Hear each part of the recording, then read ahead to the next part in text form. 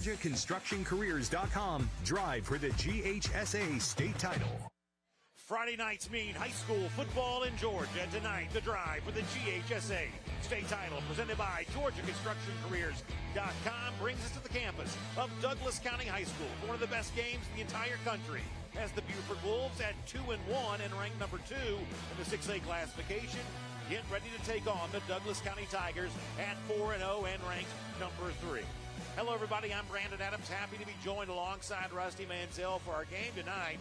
Not only is it 2 of the 3 top-ranked teams in the state of Georgia in the highest classification, but Max Preps also has this as a battle of top 20 teams nationally, both number 11 and number 20 overall. And over the course of our time tonight, Rusty, we'll talk a lot about seniors committed and going to major college programs for the following year, but there's also a bunch of very impressive uncommitted junior players. Let's highlight a couple of those in this game here right now, starting with the Buford Wolves, an outstanding defense once again, and Bryce Perry Wright, the defensive end, certainly one of the guys who makes that go. Yeah, you look at him, 6'2" by 250 pounds. When you start talking about defensive line, you look at Ed Oliver last night for the against the Dolphins. They couldn't block him. Leverage, look at a player like that. Bryce Perry Wright, 30-something offers.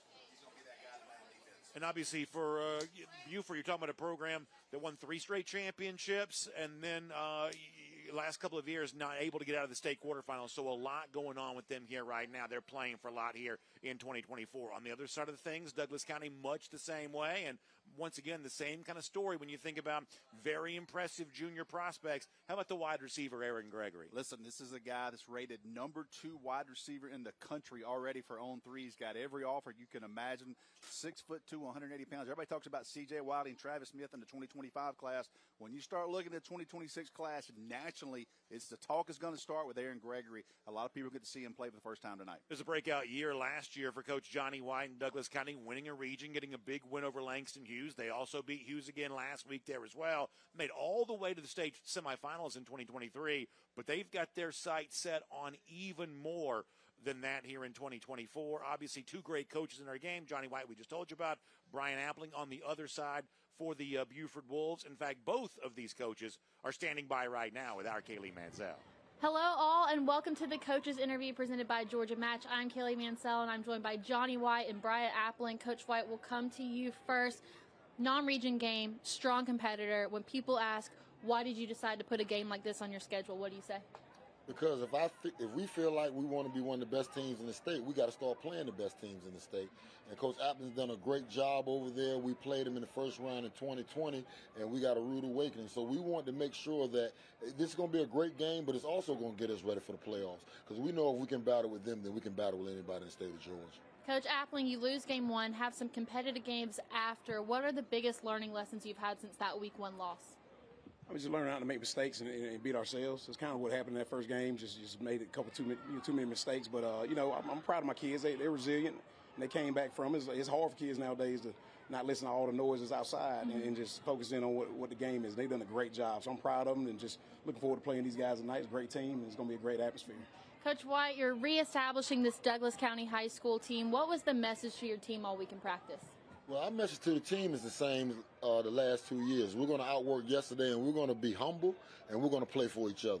You know, my speech to them after every Friday night is, are you okay with winning without your name being called?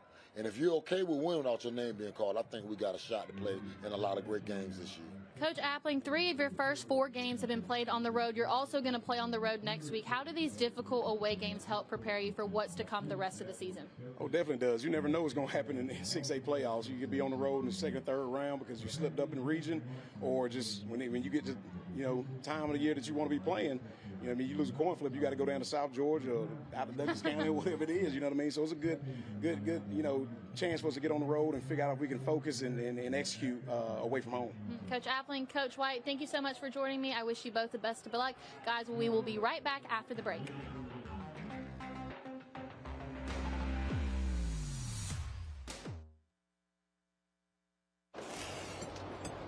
Hey, is the power off on this? I don't know. Just take it off. Safety violation, unsafe work conditions. In the construction trades unions, safety is our highest priority, and we train you to recognize and speak out on unsafe working conditions. so that everyone arrives and goes home safely. Learn about careers in construction at GeorgiaConstructionCareers.com. This makes my dad proud. He went through his whole career as an employee. Now I'm the employer, something he didn't achieve. We are signatory to IBEW and do IBEW people wherever we go that we feel like they are faster and better than any of our competition. The advantages of being a signatory contractor is you're trained employees. You have unlimited manpower.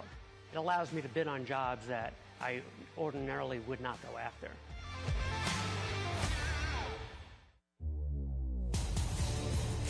Basic combat training is a 10-week experience that will challenge you both physically and mentally. Each phase of your training will introduce you to new soldier skills, building and advancing them along the way. You and your fellow soldiers will work as a team to accomplish each mission, overcome each obstacle, and earn the right to wear the black beret of an Army National Guard soldier. Great teams are committed, focused on the details, and work hard to be their best. From practice to games, right down to their gear. Your field is a critical part of the game that allows your athletes to showcase their athletic abilities. Sports Turf is committed to bringing your team innovative sports surfaces with unparalleled performance. You bring the vision. Our team brings it to life.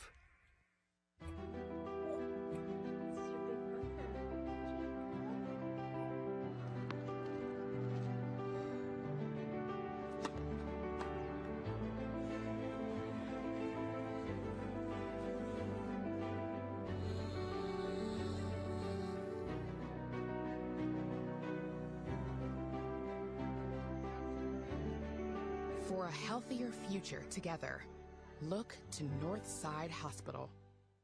The drive for the GHSA state title is presented by GeorgiaConstructionCareers.com. Transform your future today. Welcome back, everybody. Good one on deck here. Buford and Douglas County, two of the top teams in the state of Georgia, two of the top teams in the country. We're about to kick it off. Let's go ahead and show you our coin toss here a moment ago. Coin toss was won by Buford. They defer their choice to the second half here. And you get a chance to see that presented by our friends at R.S. Andrews. Of course, we appreciate R.S. Andrews' support of Georgia high school football. Douglas County in their traditional navy blue with the gold, Buford in the green, the gold, and the white. We'll also get our weather update for you here there as well. And a conditions tonight that's still a little bit rainy, a little cooler than it has been, but a much improved forecast from what we were expecting a little earlier this week. In fact, presented by Personal Touch Lawn Care. We're just 73 degrees here right now, a little bit of wind coming in, not enough to make a difference in the game.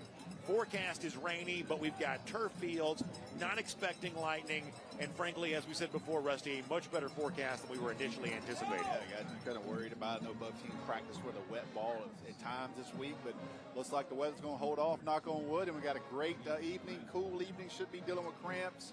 It's going to be a great one, Brandon. J.D. Gregory will kick things off for Buford. And with that, we are underway. It is a short kick. Going to be fielded around the 30-yard line. Ball slips free. Watch that all night long. There's going to be a fight for the football. Buford's got it. And Buford's got it. We say it every week. Special teams are an adventure.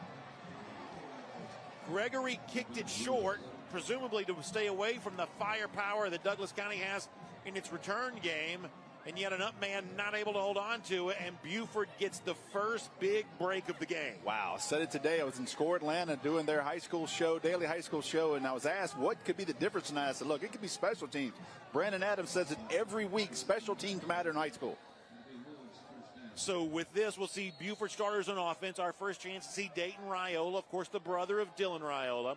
Also tremendous tandem at running back. You see Ethan Irvin listed as a starter, but we'll see Justin Baker a lot. Really a trio of running backs will probably play a pretty good bit. And, of course, Jordan Allen, the name you saw there a moment ago, wide receiver, Louisville commit, a big part of this offense when they put it in the air. But on the ground here on first down, it's Justin Baker for a big game. The Tennessee commit gets down to the 30-yard line. You see Buford going two tight end. That's not unusual for them. Two tight end set, one back. See the Douglas County starters on defense. Ladarian Williams, that's a defensive lineman, major college prospect. Jalen Ray was also huge last week in the win against Langston Hughes. And Mike Hasty, the West Virginia commit there at the linebacker spot, he's had a big year as well. Raiola's in shotgun. I gave him too much credit a moment ago. They get to the 34, make it 2nd and 5. They say he was down there. Douglas County creeps guys up the line of scrimmage. Going to be a handoff again. Now there's room to run. Down the sideline. 10. Did he go out of bounds? No, he did not. Touchdown. Justin Baker gets Buford on the board. The Tennessee commit hits the seam, and he does the rest. You see the Tennessee towel there. I saw Tennessee coaches on the sideline earlier tonight. Did not take long for Buford to strike early. 5'11", 205-pound senior. Our scoring recap presented by Breda Pest Management. Good job by Baker staying in bounds. That'll bring on Gregory, who kind of started it all with the high, short kickoff a moment ago, on to try his PAT.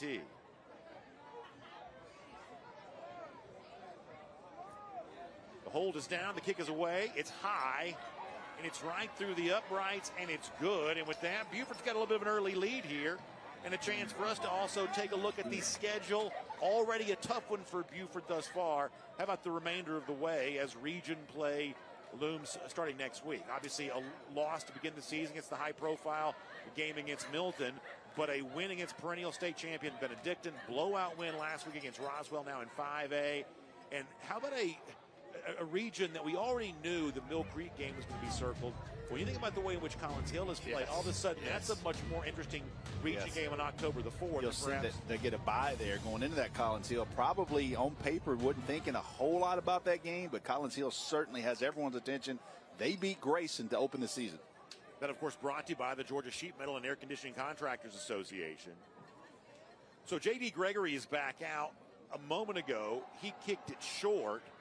It turned into a fortuitous bounce for Buford. They got the football. We'll see if that's the strategy all night long or if he's content to kick this one away. 5 touchbacks on the season, so he can get it there if he wants to. This time he will attempt to kick it deep, and it'll become the 6th touchback of the season for him. So a lot less drama that time. Ball sails harmlessly into the end zone, and Douglas County will get a chance to get the ball on offense. Now, unfortunately for them, trailing by a touchdown.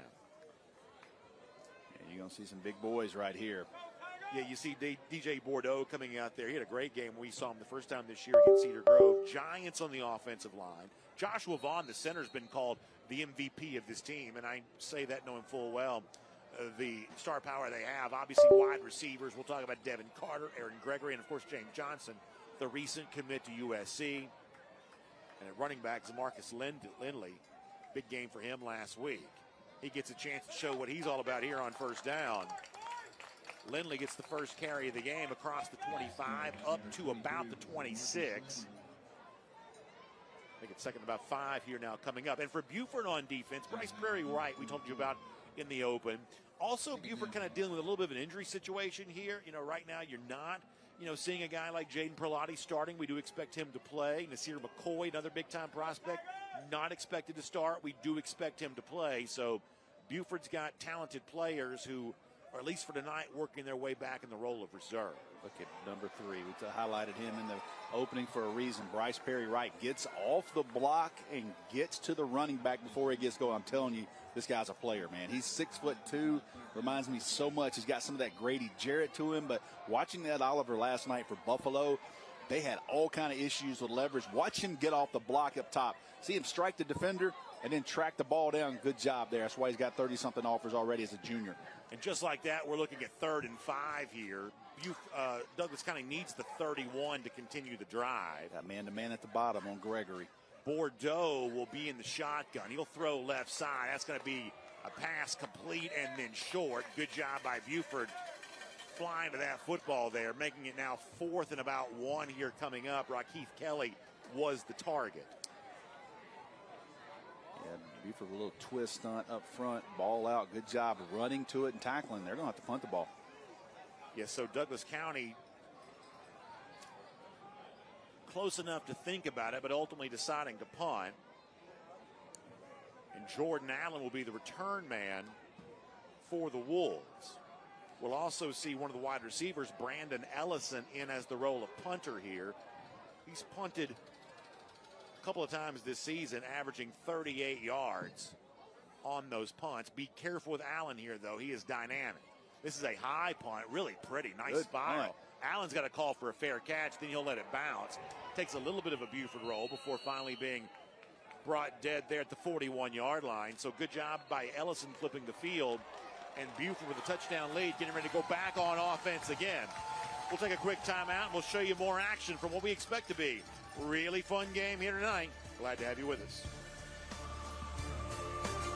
With Life Alert, one touch of a button can get you help fast. I've fallen and I can't get up. Don't worry, help is on the way.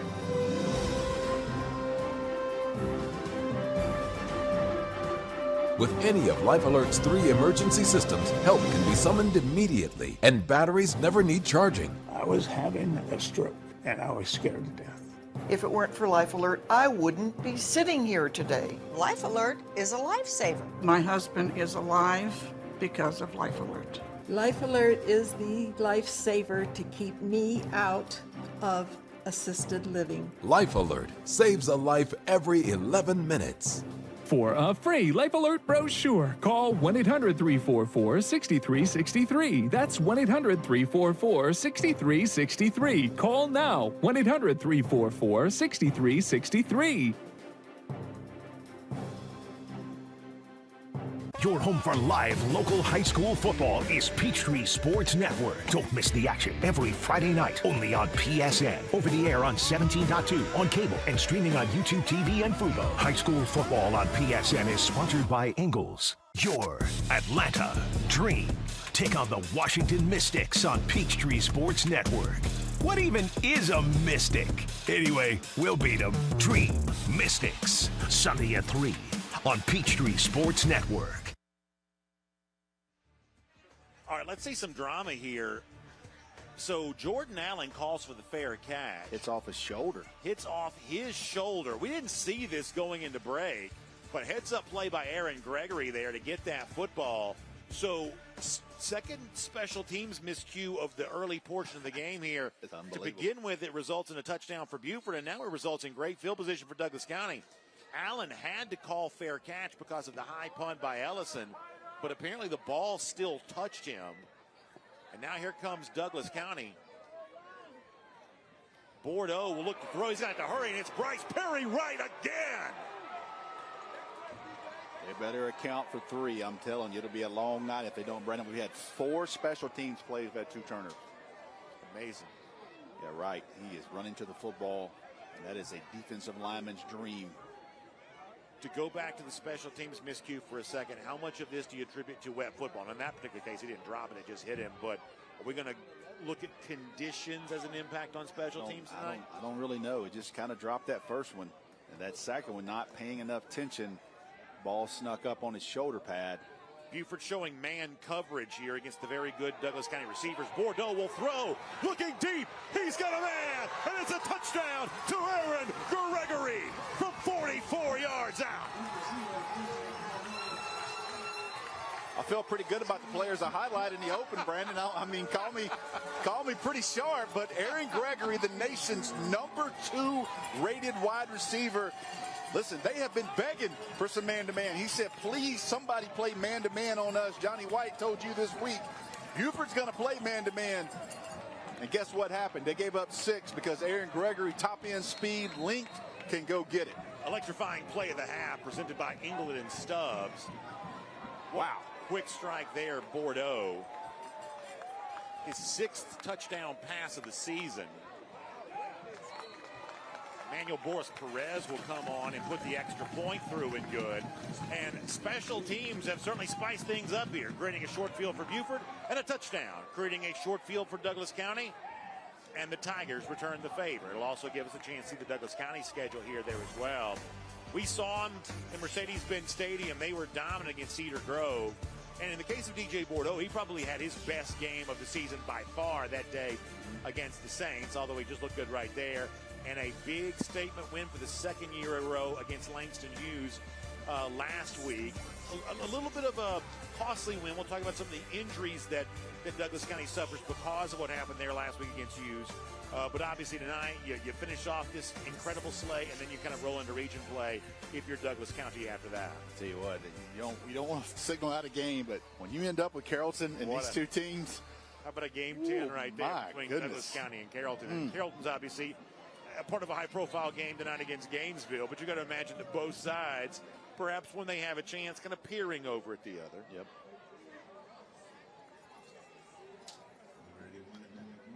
Yeah, I mentioned the injury situation. Joshua Sam Appel, a really good and very big prospect on the offensive line. He was injured last week. He's not able to play. Then a terrific player on defense, Jordan Carter, who's been a little banged up at times this year anyway. He was also injured last week, too, and he will miss tonight's game as well. That's a four-star prospect. So a little bit of a costly win last week for Douglas County, but Buford also dealing with some injuries on its own. And after a touchback, they'll get ready to go back on offense with a score of 7-7 here. Brandon Adams, Rusty Manziel, Kaylee Manziel mans the host position. Probably the windiest game we've had thus far this season. Yeah, well, Buford's going into the wind right now. If you look at the flag, it's going pretty good out. So Douglas County has it right now. Buford will have the wind to their backs the second and fourth quarter. See that breeze there? It's blowing pretty good on that end. So my read on this is it's windy enough to feel it. With two really good quarterbacks with strong arms, I'm assuming it's not enough to affect their throwing. I don't think so. Maybe a kick or two late. That's worth watching. Raiola will pitch left side. First time today to see Irvin running, and that's Ethan Irvin, the FAU commit, on the ground that time for the Wolves. I mean, nice touch there by both teams wearing the A on the back of their helmet tonight for Appalachian. Yeah, I saw where Johnny White put on the X platform earlier today. Yep, both teams wearing that tonight. Says a lot. You see Raiola again from the shotgun, calling out his cadence.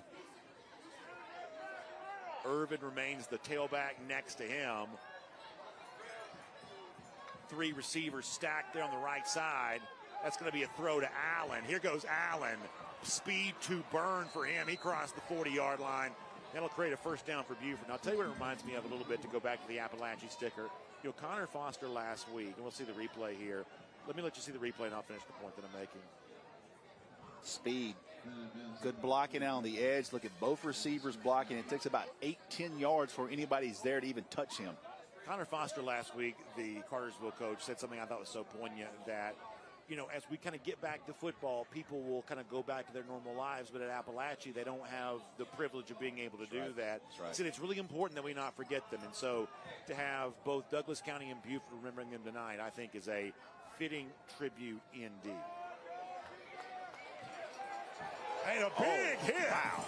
Flying in to make a big hit that time. Jamar Owens. Hey, that's a backup quarterback. Watch 17 come in here and finish this off. Baker, Irvin tries to bounce. Tell you what, it's a good thing we don't have replay in there. That might have been.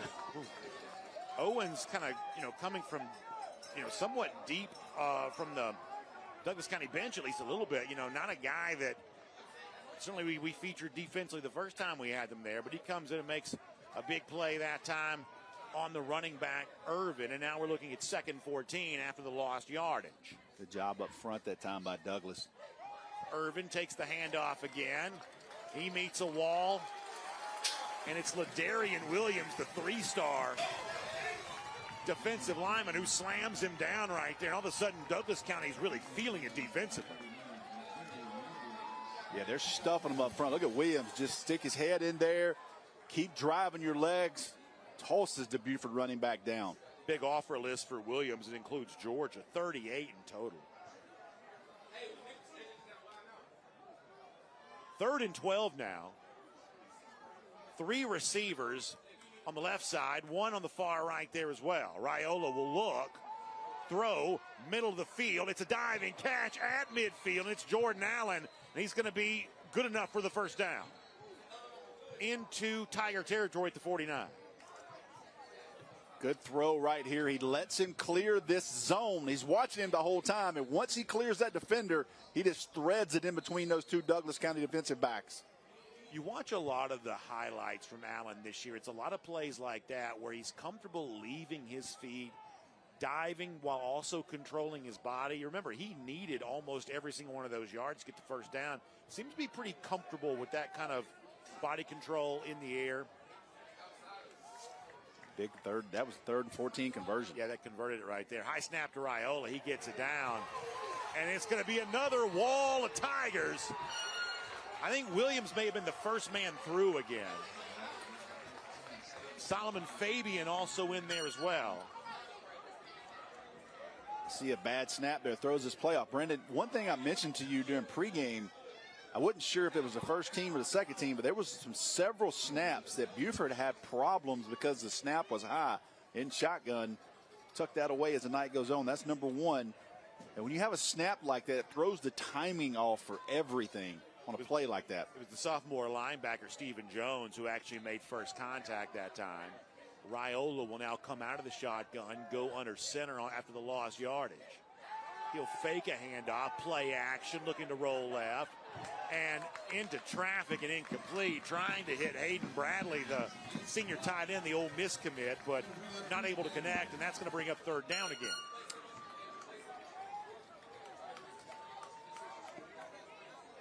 Yeah, you're looking screen here or something. Maybe try to pop one and get you enough to go for this if you don't try to get it all.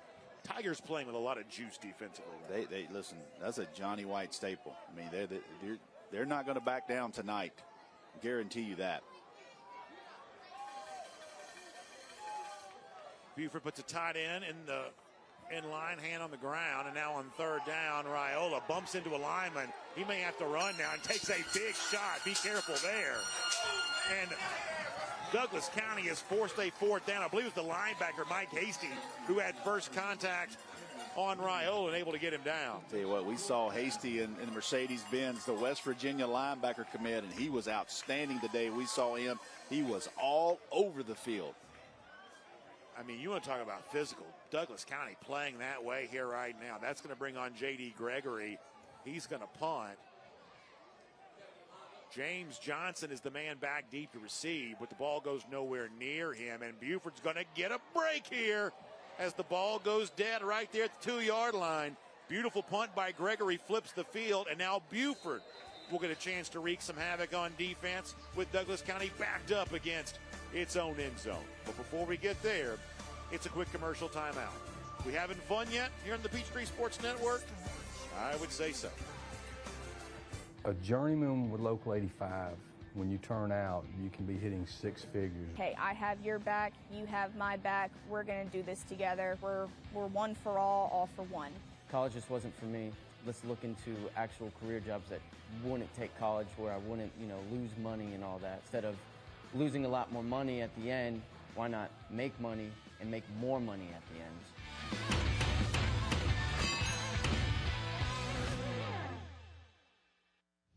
Are you interested in becoming a deputy or a jailer? The Gwinnett County Sheriff's Office is hiring and looking for individuals passionate about protecting and serving their community. If you are 18 years or older, join our team by visiting gogcso.com for more information. Gwinnett County, together we can make a difference.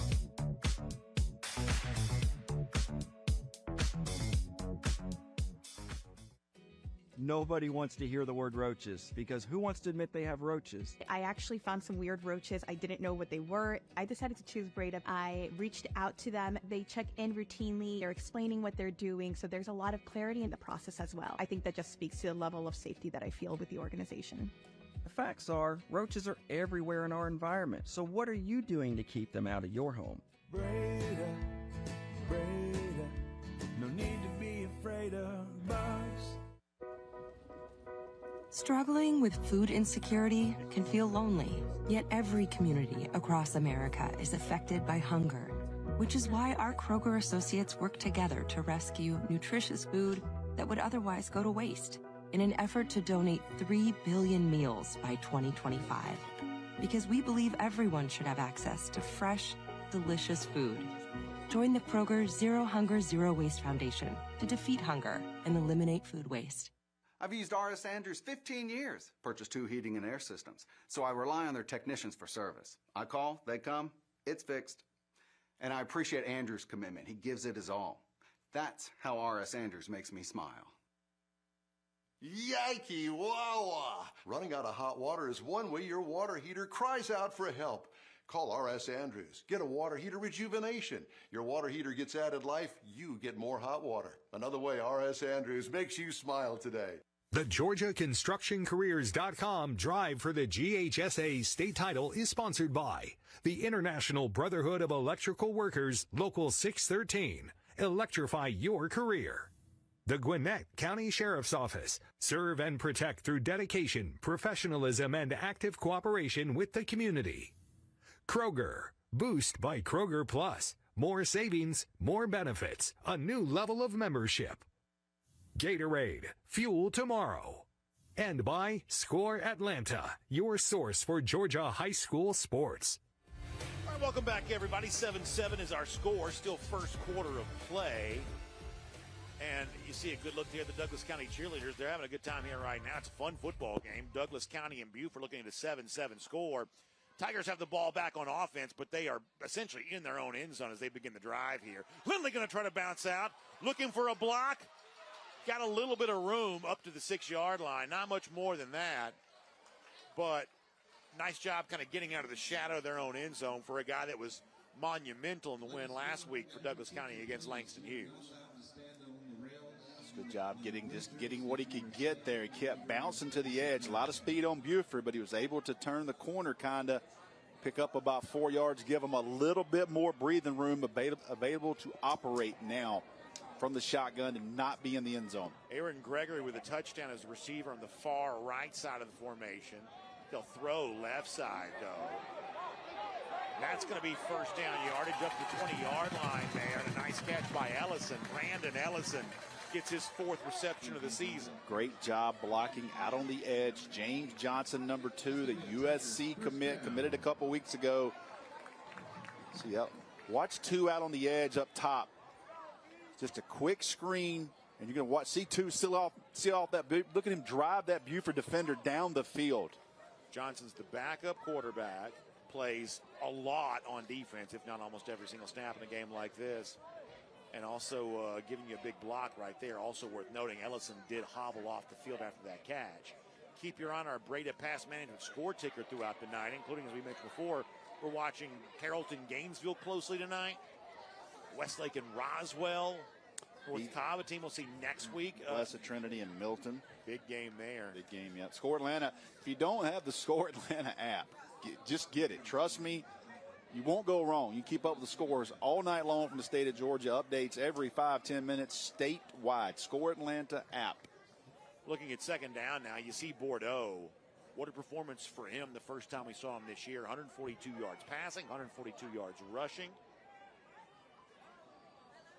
He'll throw again here. That's Johnson trying to cut back left side. Met immediately at the 20-yard line by Jaden Perlotti. We told you he'd play, and he got in right there. Yeah, the USC linebacker commit closes in space. That is USC on USC crime there. 2 and 5, both USC commits. Lincoln Riley right up the road, expecting him at any point tonight to come watch these 2 young men. He at the Carrollton game, from what I understand, he'll be here at some point tonight. So if he flies his helicopter here, is that going to be a problem with where your helicopter is parked? Do they have more than one helipad here? Yeah, I got Is the Rusty copter and the Riley copter? I took that space. Even I had to park at Six Flags and catch an Uber over. Third down now. Interesting, by the way, to see Perlotti in coverage that time. Yeah, I didn't space. I mean, timeout, Douglas County. That's their first timeout of the half. Greg DeFore, our referee. You see the officials here, brought to you by the Governor's Office of Highway Safety. Jamal Walton, Shelton Smith, Benny Hickman, Bill Goldring. All a part of a great crew here tonight. And Douglas County going to call timeout and think it over here on a third down situation. But let's finish that point. I don't know if folks saw this, but Perlotti, who had just made the big play, was lining up in coverage that time. Yeah, they put outside linebackers basically on the hash. Usually when you go face trips, they slide that outside linebacker outside, and that's the difference, Brandon, in today's football game, even on the collegiate level. You got to be able to play in space. The old school thumper that stays in between the guards, those days are over.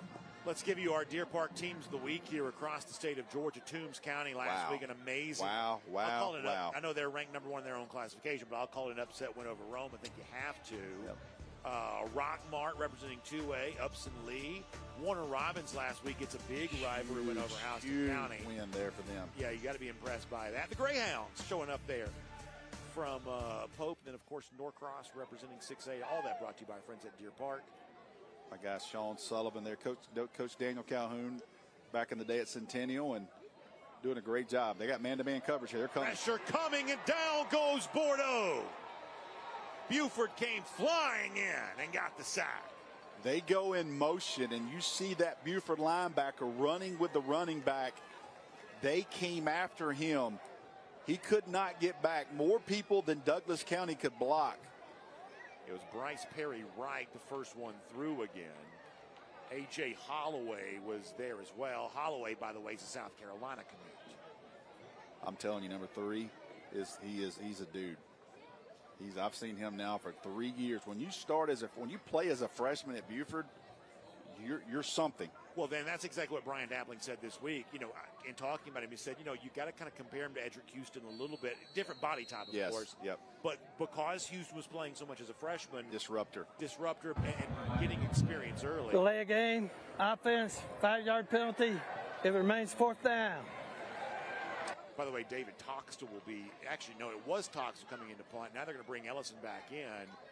Ellison had gotten hurt on a reception earlier, so that's good news if you're a Douglas County fan, and really for anyone, obviously, the fact that he's not hurt. But Ellison is back in. Jordan Allen is the deep man to receive. This was an adventure the last time.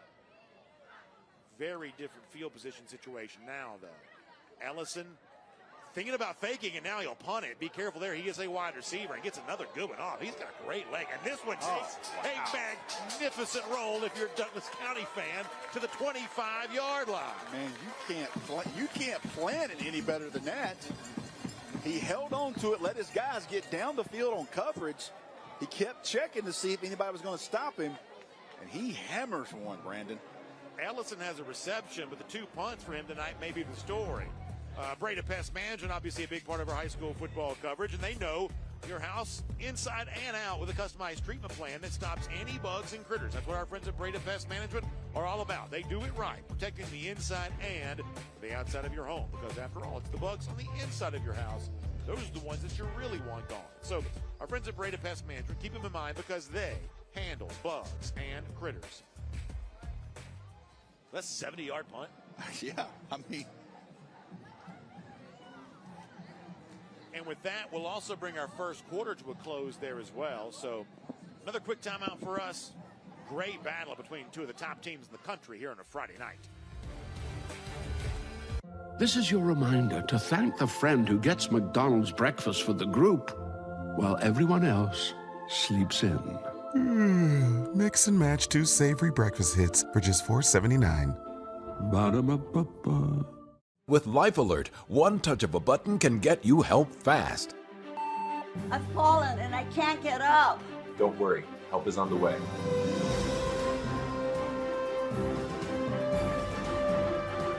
With any of Life Alert's 3 emergency systems, help can be summoned immediately, and batteries never need charging. I was having a stroke, and I was scared to death. If it weren't for Life Alert, I wouldn't be sitting here today. Life Alert is a lifesaver. My husband is alive because of Life Alert. Life Alert is the lifesaver to keep me out of assisted living. Life Alert saves a life every 11 minutes. For a free Life Alert brochure, call 1-800-344-6363. That's 1-800-344-6363. Call now, 1-800-344-6363. The Colorectal Cancer Alliance is the largest nonprofit dedicated to ending colon and rectal cancers. The Alliance is available and full of knowledge. Go straight there. Just get to the website. Go to colorectalcancer.org. All right, we'll flip the field and get ready to begin second quarter action. Great punt a moment ago by Brandon Ellison. Got much needed field position for Douglas County, and now Buford driving the other direction now will begin its offensive possession here on the 25-yard line. Kind of a bunch formation on the left side for Buford. Fake toss by Raiola. Now he'll crank it up, show his arm. Allen's the closest receiver, but overthrew him by a good bit. Man, you want to have that throw back. We got a flag down. There is a flag down right near the feet of where Raiola would have been standing. Obviously, you know the story here. Dayton Raiola, the brother of Dylan Raiola, now starting quarterback at Nebraska, who was the quarterback for Buford a year ago after moving with his family from Arizona. Personal foul, roughing the passer defense, 15-yard penalty, automatic first down. Johnny White will not like that on an incomplete pass. You go back to that play, Brandon, and tuck that one away because Jordan Allen ran right by the Douglas defenders. I've been impressed with what I've seen. He's got a different gear. This year. He looks explosive, and he's got a different gear on the top end. He and Sam Harkness, who we haven't really seen tonight as part of the offense, really the only two receivers for Buford that played significant snaps a year ago. Fake handoff, Raiola, kind of a RPO-style pop pass, trying to connect with Kyle Carpenter. Oh, the ball came free. And how about that? Running back for a touchdown is going to be Carson Kindred. I thought it was a drop. Yeah, the ball came, I believe he came off his hip. Let's see on the replay. So Carson Kindred thinks he's running back for a touchdown. I thought it was a drop, but just a simple RPO right here. He sees the guy rush. He's going to throw in the void. Oh, it hit off. It goes off the back of a defender and into the hands of Kindred.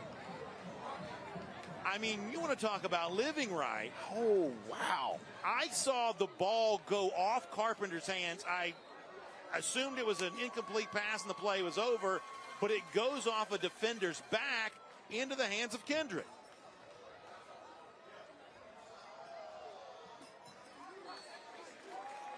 I mean, the awareness to stay on that play. Can we see this again, how this happens here? This is amazing. Yeah, let's look at this again.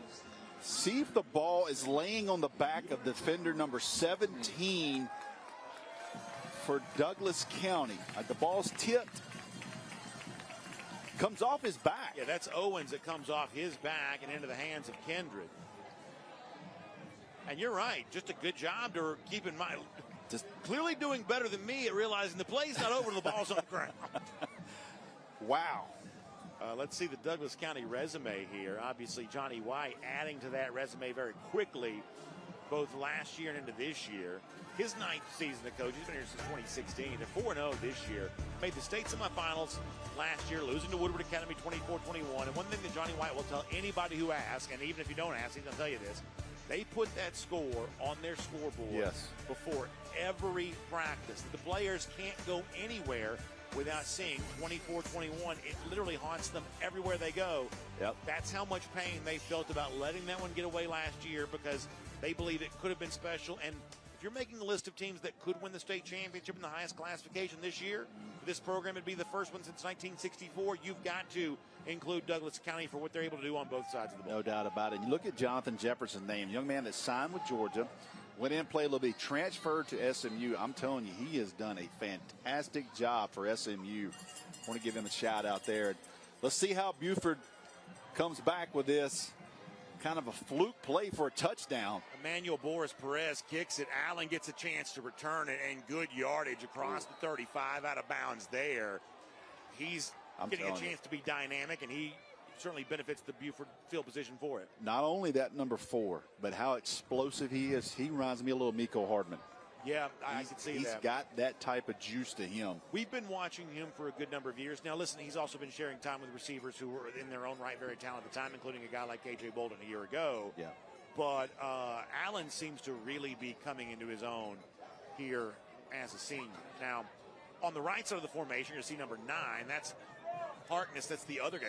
Sam Harkness has really been the leading receiver for Buford here this season. We'll see if they go that direction. Douglas County shows pressure. They got a deep safety back. That's Owens, who had the football deflect off him a moment ago. Another high snap. Buford content to keep it on the ground. And another impressive play defensively. Big Jamari Houston, number 90. See, I've been impressed. We were impressed with Douglas County's front. And by the way, the number one player in the state of Georgia next year, Jordan Carter, is not playing tonight. Yeah. He is the number one player in the state of Georgia for on 3 defensive end. He is not playing tonight with an injury, so they're doing it without him up front. Both teams battling some injuries to key players right now. But this Douglas County front 4 right now is really causing some issues for Buford. Tigers run on a man late defensively here. They're going to shift some things around. Jalen Purcell coming over. Buford going to send a tight end in motion, and now for the first time today, we're also going to see a carry here for Tyree Green. Green gets first down yardage and gets his way into Tiger territory for Green. Ninth carry of the season for him. This is a young man we saw last year, and he transfers over to Buford. From Kell. He's from Kell, and he's got SEC offer. They run simple counter right here. Good job by the Buford offensive line, getting a hat on hat, knocking some defenders off their feet. And Green, I'm telling you, is a physical running back. Yeah, Green listed kind of as an athlete, I guess, but can certainly show you, as Rusty says, very traditional running back chops right there. Call him Boogie. He runs track. 2 tight ends for Buford. Handoff going Green again. This time he got knocked down right near the line of scrimmage. Look at the size of the offensive line at Buford and the defensive line of Douglas. Yeah, it's a great matchup. Physicality, man. Both teams, just the size of these high school football players in Georgia.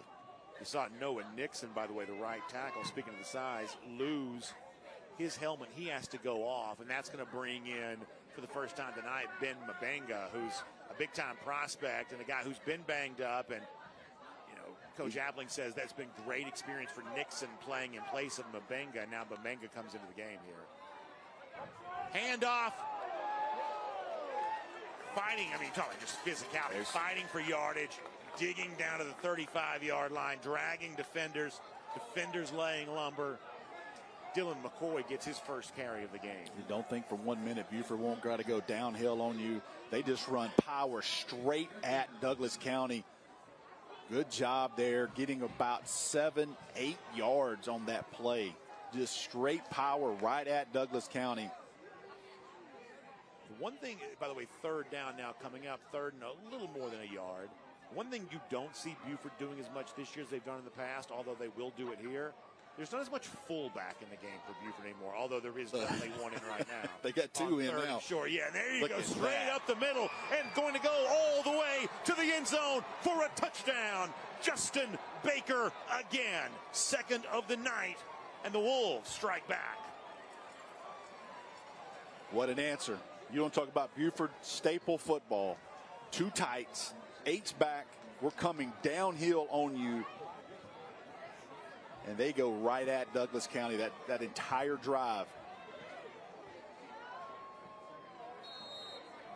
for that answer. The Tennessee commit looking good right there.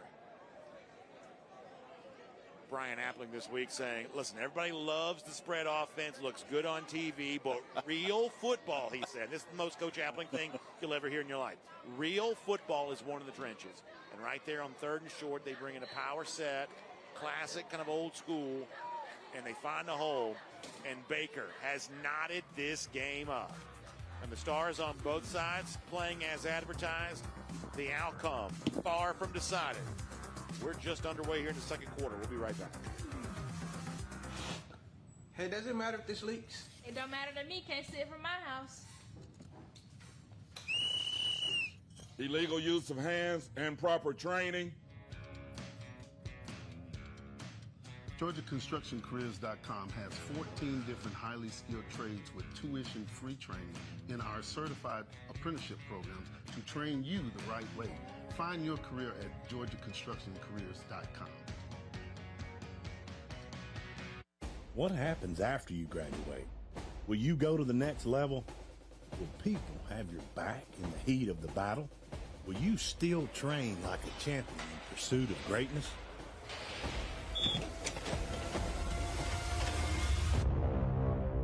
You will when you become an IBEW electrician. Join our team. Visit IBEW613.org. Deep shot for London. He makes the catch. The shot for Pierce, and who else but Jesse Bates? Moore fires through. Touchdown Atlanta. That goes nowhere. Find the pylon for the Atlanta touchdown. He sacks for the end zone. And touchdown Atlanta. What a throw.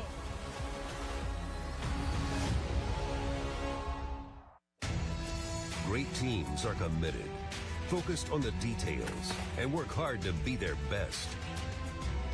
From practice to games, right down to their gear. Your field is a critical part of the game that allows your athletes to showcase their abilities. Sports Turf is committed to bringing your team innovative sports surfaces with unparalleled performance. You bring the vision, our team brings it to life.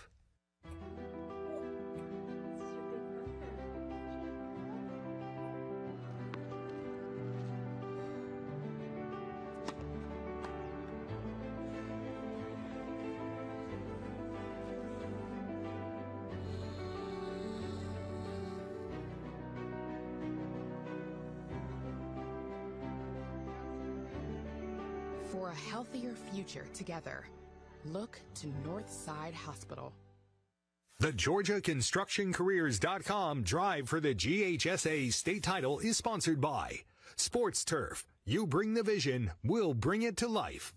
Deer Park. Visit DeerParkWater.com to nominate your team for the Deer Park Team of the Week all season long.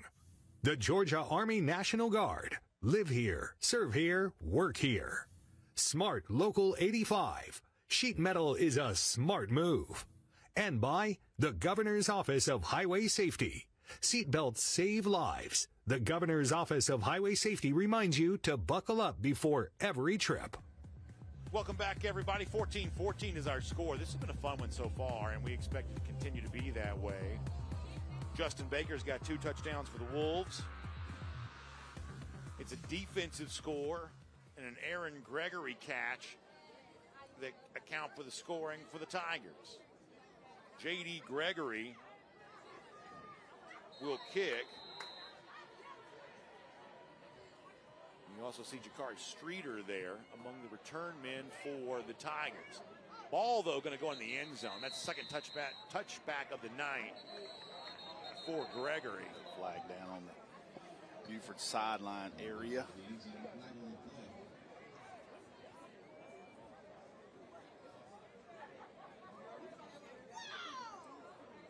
See what this is. Breda Pest Management Sport Ticker rolls on here as well. We'll watch those throughout the night.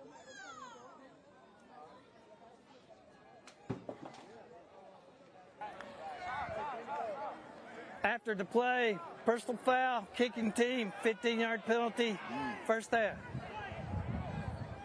So what should have been a relatively benign touchback, all of a sudden now is going to cost Buford for a personal foul. That's something you don't see a lot of out of a Coach Appling coach team. You don't see a lot of that from Buford. Big game tonight for Colquitt County and Lee County. Obviously a tough matchup for Colquitt, fresh off a loss to North Gwinnett.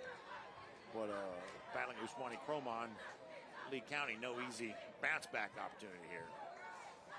Bordeaux tried to hand it off. I don't think he busted play. He has a busted play, and then Buford's going to swallow that up. Yeah, running back or quarterback. One of them went the wrong way. You give 1 second of hesitation, you're going to have gang tackling all around you. That's what Bordeaux had right there. Bordeaux steps in as a starting quarterback, transferring over Malforetta. And keep in mind, the guy that he replaced, Sire Hardaway, was a 3-year starter. Last year played at an incredibly high level. And last 2 years. You talk to Johnny White, he'll say that, listen, he's very impressed with what Bordeaux's doing. It's hard to learn this offense, but he's studying the game and getting better every single day.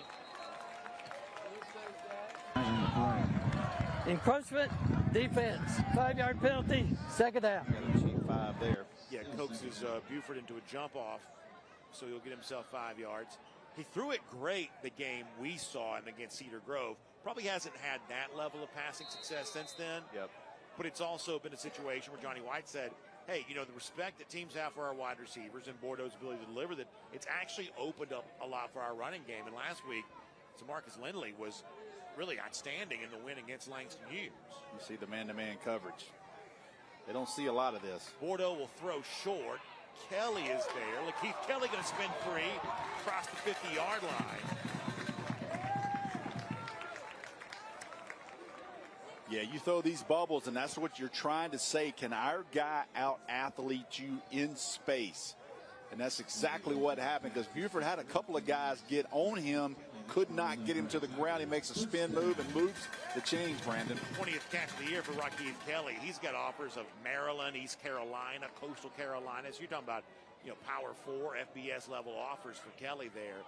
James Johnson with another good block. Look at him seal off 7 just to give him enough alley. You're talking about a USC verbal commit number 2 right there.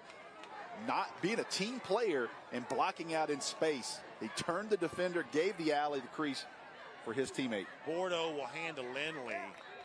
Lindley gets to the 47, so about 3 that time for him. Yeah, there's not one bit of, you know, glitz and glamour seeking to the way that James Johnson plays the game whatsoever. I mean, this is as much as a wide receiver going to USC could be. This is as much of a blue-collar sort of lunch, to use all those cliches, as much of sort of a blue-collar lunch pail guy as you'll ever get. Yeah, you go back to what Johnny White said in pregame. He said, if you don't mind your name not getting called and us winning, we'll be fine. Blitz. Bordeaux, pressure coming on him. He gets away and throws a strike. Little bit of contact there, but they're not able to connect with Gregory. Gregory seemed to slow down in a somewhat unnatural manner. Boy, he takes a shot right here, stands in, delivers. Lindley had a good job picking up that blitz, too. I thought the ball was behind him, man. Yeah, not a ton there, but still. Yeah, he is so smooth.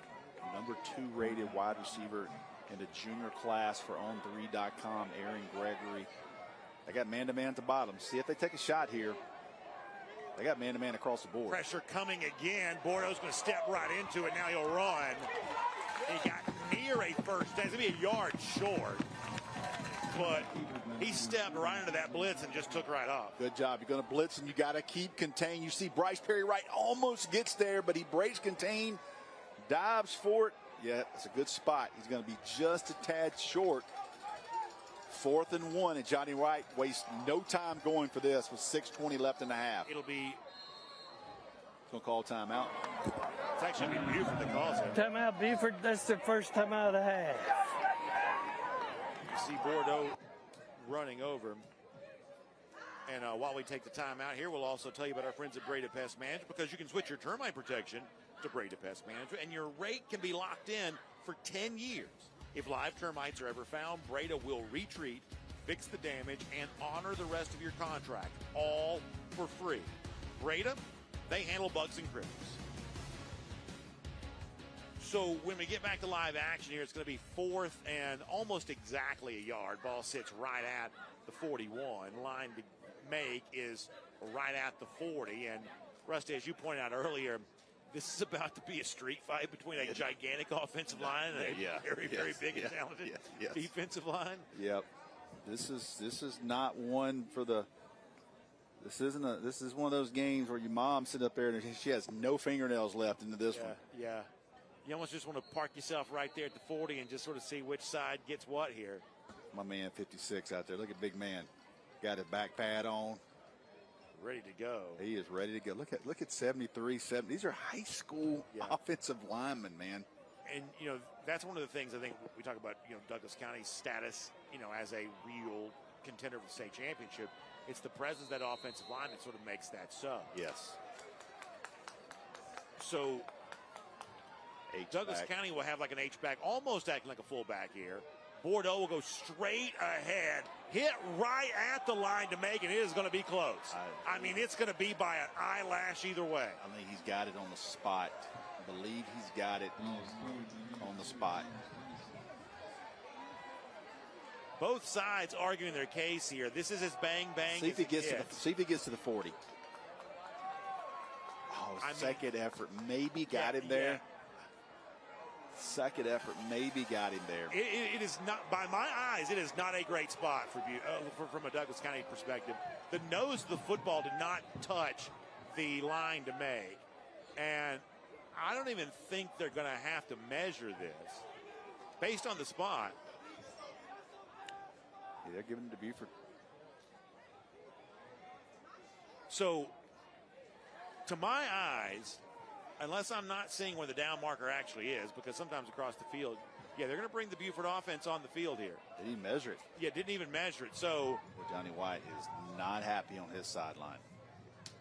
There's probably an argument on that, but it's also one of those things where we saw the replay, live action. That's right. Very hard to see where the forward progress was stopped, but a great job by Buford defensively getting the stop. They'll come back, throw a screen. It's going to be a double pass here. Flag down as well, and it's intercepted. Jordan Allen was the intended target. Owens comes over and gets the pick. There's a flag down there as well. So if it's a play that stands, Jamar Owens has an interception. It was a double pass. Flag flew before the lateral, essentially. And Douglas County thinks it's against Buford. Yeah, they go shift. Offense, the penalties decline. Everybody. It was Tyree Green that caught the lateral, and he's the one that tried to throw to Allen. He was open for a second. And it was Owens, who's had a big night tonight, that comes over and gets the interception. That's the third Buford turnover of the night. Keep in mind that it was Owens' back earlier that kept the football alive for Kendrick.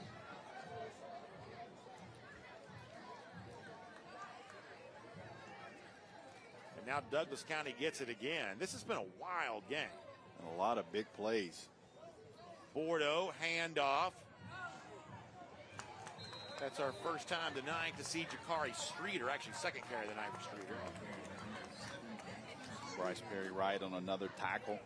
The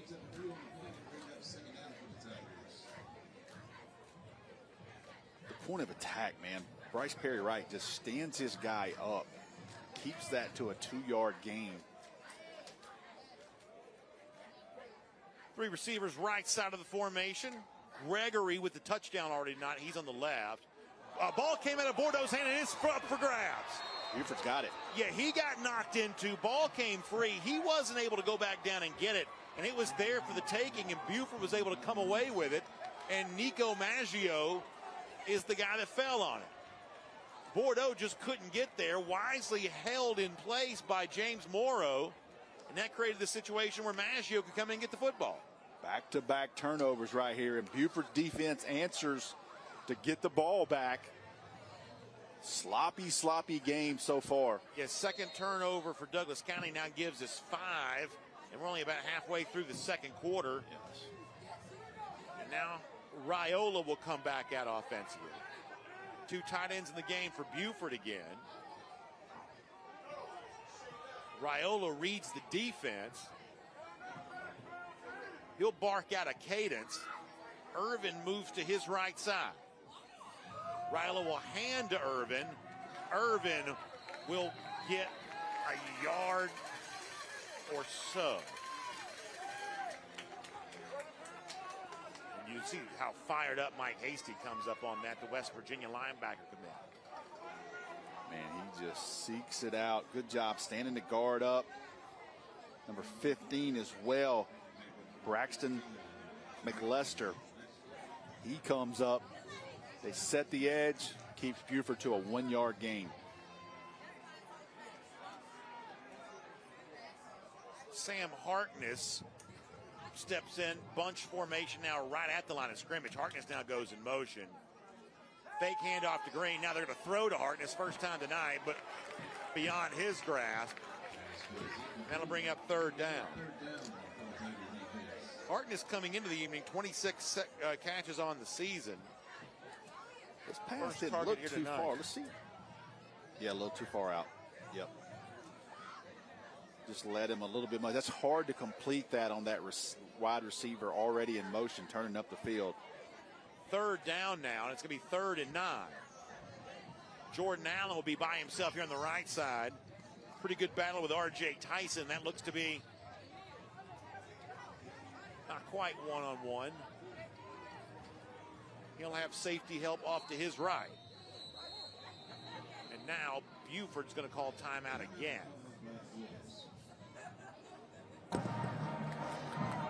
Timeout, Buford.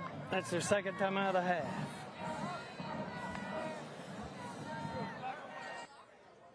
So the number of turnovers, I'll finish that point in a second. Let's see the Buford resume here just for a moment.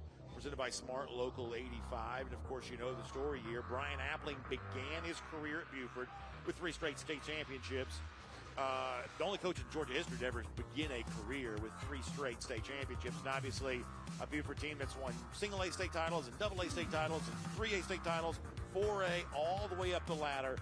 But in the last 2 years of 7A, obviously a postseason run that ended quicker than they would have liked for it to.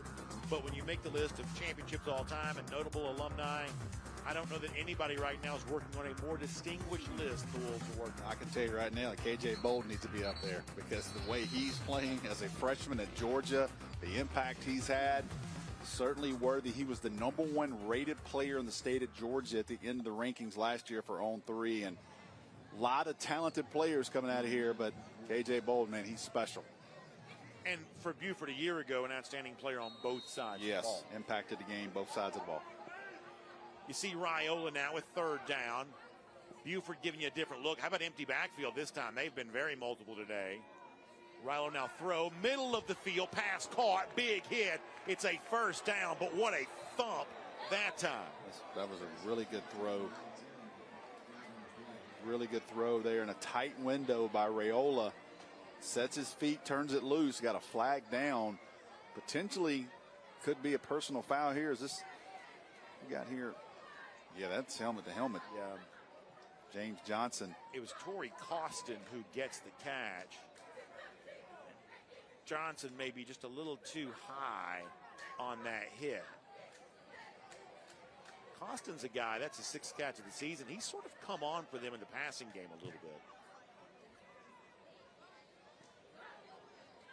A lot going on in the first half. Personal foul, targeting defense, half the distance to the goal, 1st down. Keep in mind that unlike the college game, that is not an ejection. No. Some people have argued that it maybe shouldn't be. I agree. For the college game either. Maybe a half. Yeah, but I don't know how much movement there is to make a change like that, but at this level, that is not an ejection. Coach Johnny White there, trademark visor. He is a visor man. We're in the red zone here, presented by Smart Local, I should say by IBEW Local 613. And with 28 first half points, I believe this is our first trip to the red zone tonight. Might be. Defensive score, long touchdown, and 2 big runs by Baker. Yeah, first trip to the red zone for a first half that's had 28 total points. Kind of interesting. A little bit more of a customary look for Buford here offensively. Handoff going to Baker. Baker finds a seam. Crosses the 10, gets down to about the 6 or 7. Running in behind big number 80 there. See him at tight end. Gets his defender turned. You see him open up that area, that C gap. Big Hayden Bradley, the Ole Miss commit, tight end number 80. Talk to Coach Appling, one of the things he'll say, whether it's Bradley or Cooper Berry or Javen Bennett, sort of a former fullback they've kind of made into a tight end, he believes this tight end is a huge part of the offense, whether they're catching balls or not. Raiola going to hand to Baker. Baker going to fight down to around the 1 or 2. So just grinding tough yards down near that goal line are the Wolves. Big Noah Nixon, sophomore, number 70. Hayden Bradley, number 80. You're going to see him run behind that right side. 70's sophomore. Marcus Major, the Air Force commit, 59. It's first and goal now after the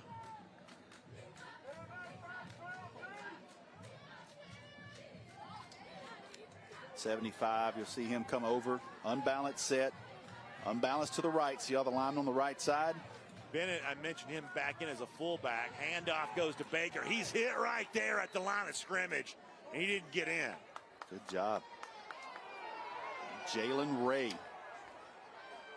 Ray, who had 3 sacks last week in the win against Langston Hughes, makes a big play, at least for the moment, to preserve the touchdown right there. He was also huge in the game we saw him against Cedar Grove. They go unbalanced right, tried to go back to the weak side, but Douglas County was there, and Ray's able to get the Buford running back to the ground.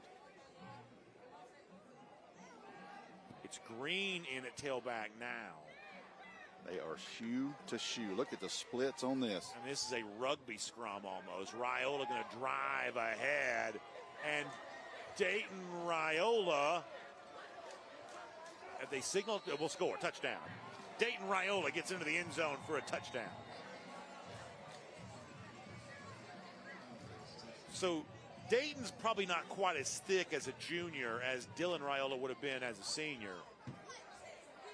You see our scoring recap brought to you by Breda Pest Management. But he used every bit of his 205 pounds there to fight his way across the end zone. And the Buford Wolves have taken the lead. And he really maybe just sort of barely got across, right? It's close. They waited to make the call till they got up to see him. This formation, see if Douglas County adjusts. They do on the extra point. Dawson Whitkey will be the snapper here. Whitkey, of course, longtime family of snappers here at Buford. Harkness, the receiver, will be the holder. And Gregory is pure, and the score is 21-14. We got 2:10 left in the first half, and a great battle brewing. Having a fun time here on Douglas County. Glad to have you with us on the Peachtree Sports Network. Here's to the legends of the game who paved the way for the stars of today. Get out of his way! Origin Sports showcases sports history that is as relevant today as it was in the past. We deliver the stars, stories, moments, and games that define the very essence of sports. Touchdown! Hammer time! Because when you celebrate the past, you embrace the future. Origin Sports. Run it back.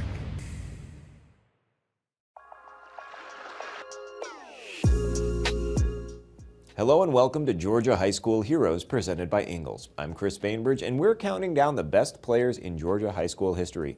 This week's featured athlete takes us to Johnson County High School, the home of the Trojans. Herschel Walker was a 3-sport prep athlete competing in football, basketball, and track, but his work on the gridiron set him apart from his peers. His senior year, he rushed for 3,167 yards, helping the Trojans win their first state championship and garnered the inaugural Dial Award as the 1979 National High School Scholar Athlete of the Year, graduating as valedictorian. His football prowess took him to the University of Georgia, winning the national championship over Notre Dame in the 1981 Sugar Bowl. The Heisman winner went on to the fledgling USFL before furthering his career in the NFL, where he played for 10 seasons. Thank you for watching Georgia High School Heroes, presented by Ingalls. Your home for live local high school football is Peachtree Sports Network. Don't miss the action every Friday night, only on PSN. Over the air on 17.2, on cable, and streaming on YouTube TV and Fubo. High school football on PSN is sponsored by McDonald's. Your Atlanta Dream. Take on the Washington Mystics on Peachtree Sports Network. What even is a Mystic? Anyway, we'll beat them. Dream Mystics. Sunday at 3 on Peachtree Sports Network. Our new score is 21-14. It's Buford on top. There was a pair of traded turnovers. DJ Bordeaux, the Douglas County quarterback, coughing up the football on the last of those. That resulted in a opportunity for the Wolves, which they cashed in. Dayton Raiola on the quarterback sneak. And that's our score. That's where we stand with 2:10 remaining in our first half. Gregory will kick it. He's been successful at finding the end zone tonight, and he does so once again. It's his first kickoff tonight. They kind of got the turnover fest started after Douglas County was able to handle it. But since then, he's been content to sort of send it into the night. See James Johnson there, the recent USC commit. Pretty soon after we saw him on about a week after. Corky Kell Dave Hunter Classic. I always take a sense of pride in that one. Yeah. A guy gets a big commitment opportunity like that. After we have a chance to showcase him on television. He played a great game that afternoon. Not 9, I should say. It was the last game of the event. See if they take a shot here with Aaron Gregory. Yeah, Gregory had a long touchdown earlier, but it's his only catch of the game. Buford showing you a couple of deep safeties here. Hinting at pass pressure, but not exactly doing that. It's going to be Rakeith Kelly. Tackled right away that time by an injured Buford player back in the game. Kenyon Rivera is a guy that's been pretty banged up from them. And frankly, I wasn't sure we'd see Rivera tonight. But he comes in and gets the tackle right there. Got a big cast on his left hand. Bordeaux throwing again to Kelly once again. Douglas County going 2-minute, trying to work the sidelines, work the hashes. Get the first down yardage on a couple of catches to Kelly. I believe they've got 2 timeouts left, Douglas County. Yes.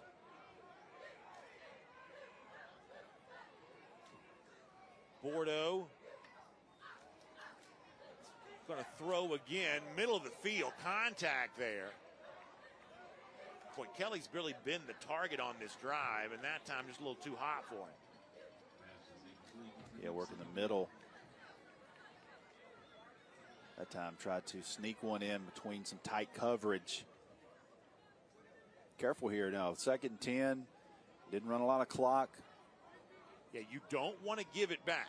You don't get something here. Coach Appel liable to call a timeout. Yeah, you got to be real careful, as Rusty said. 4 receivers, 3 down linemen for Buford. Bordeaux has time. Will throw towards the sideline. Here's Gregory. He's out of bounds to 45. That moves the chains again. 44, let's call it. Good job by getting free that time by the terrific junior. Yeah, I like Gregory. I like this matchup for Douglas County. So much size, 6'2 and a half frame, great hands, good ball, great recognition to get out of bounds.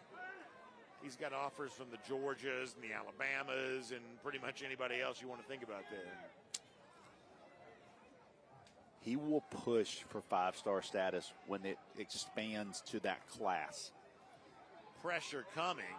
Bordeaux going to throw deep. Got his man and not able, maybe about an inch away from a big connection with the other outstanding junior, Devin Carter. The other top 10 player in the state of Georgia, Devin Carter, just misses this.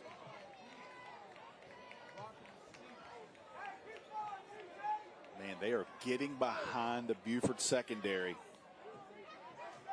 And tuck that away for the second half, Brandon. Couple of those throws. Yeah, we really haven't called Devin Carter's name until that moment. Time is not a factor at all, amazingly. No. There's still 1:28 left. Bordeaux will roll right, buy himself some time. Little air on this one, battle for it. Pretty good coverage that time by Chris Garland. Yeah, both of those guys battling. See Devin Carter, their son of former Florida State Dexter Carter. Talked about injuries too. You know, another really outstanding player for Douglas County, Marcus Carter, receiver, is really kind of out. You know, has been out. You know, we didn't see him at the beginning of the year. He's been out. So this is a Douglas County team that has had to kind of deal with being short-handed before the season even began. Good heads up on the Buford cheerleaders there. Got out of the way. Listen, you don't think they know football? They've seen some good ones over the years. Over the head of Gregory that time. Yeah, not a great throw there by Bordeaux. That's going to bring up 4th down. Yeah, that's. And as we said, there's still 75 seconds left. So, you know, Douglas County got a 1st down, got a couple of connections, and that's at that moment where you sometimes want to see the 2-minute drill sort of take off. Yep. This one stalled out, and now you've created the opportunity for the Wolves here if they want to take it. You've got to kick it to Jordan Allen, which is dangerous enough, although keep in mind, on both of Brandon Ellison's punts tonight, they have been works of art. Buford gets the ball back to start the second half. That's right. So they make it try to go 2 for 1 right here. Timeout, Douglas County. That's their 2nd timeout of the half. So Douglas County wants to be careful here. You can understand why they would, and while they do, we'll remind you that 2 of the top-ranked teams in the state of Georgia from a football perspective playing right here. But how about those Score Atlanta volleyball rankings? They can be seen every Tuesday on ScoreATL.com. And you can also be sure to tune in to the Georgia High School Sports Daily. Brand new show airing live out of the Score Atlanta television studios every weekday at noon on the Peachtree Sports Network. It offers a breakdown of each classification and the teams rising and falling in the rankings. All episodes are also available digitally on the Atlanta News First app, Zeem, and the NFHS network. A little shout out to Floyd County. They're on Murchie ranked 2, Model ranked 4th in single A. How about that? I didn't know y'all were such a volleyball Hey, we don't play around, man. We got athletes all over the place. Did our Kaylee Manziel ever play volleyball growing up? She did not. She played softball. Don't tell her I said it, but she was pretty good. I did know that. She was a 4-year starter. I did know that. I knew. Yeah, I knew that she was. She was good. I'll give her some credit. Just don't tell her I said that. Where did she get her athletic genes from? Obviously not. Obviously for me. She had to play third. She couldn't move. Unfortunately, she got my feet, so she couldn't play shortstop anymore. She couldn't move. All right, so we'll see what Ellison can do here. Setting up a return for Allen. It'll bounce again. Allen staying far away from this one after he had an issue with one earlier. And now Ellison's been great at punting. Yeah, you're looking at about a minute with the ball sitting just on the opposite side of the 20 here. Now, Ellison is also, for the second time tonight, going to have to be helped off the field. He did so after his only catch earlier, and now will do so after this punt. So he's clearly dealing with a little something. He's fighting it for them just to kick. Make that be our injury report brought to you by Northside Hospital. And, you know, obviously Douglas County hoping not to have a lot of punts, but at this point in time, his value as a punter is seemingly immeasurable because each one has been crucial here thus far. Better watch Jordan Allen here. Raiola will throw to Allen. Good call by Rusty, and Allen smartly gets out of bounds there at the 31-yard line. That'll move the chains. And now it's 57 seconds. And these last 2.5 minutes, I mean, they are just oozing out like molasses. This is the slowest final couple of minutes you're ever going to see.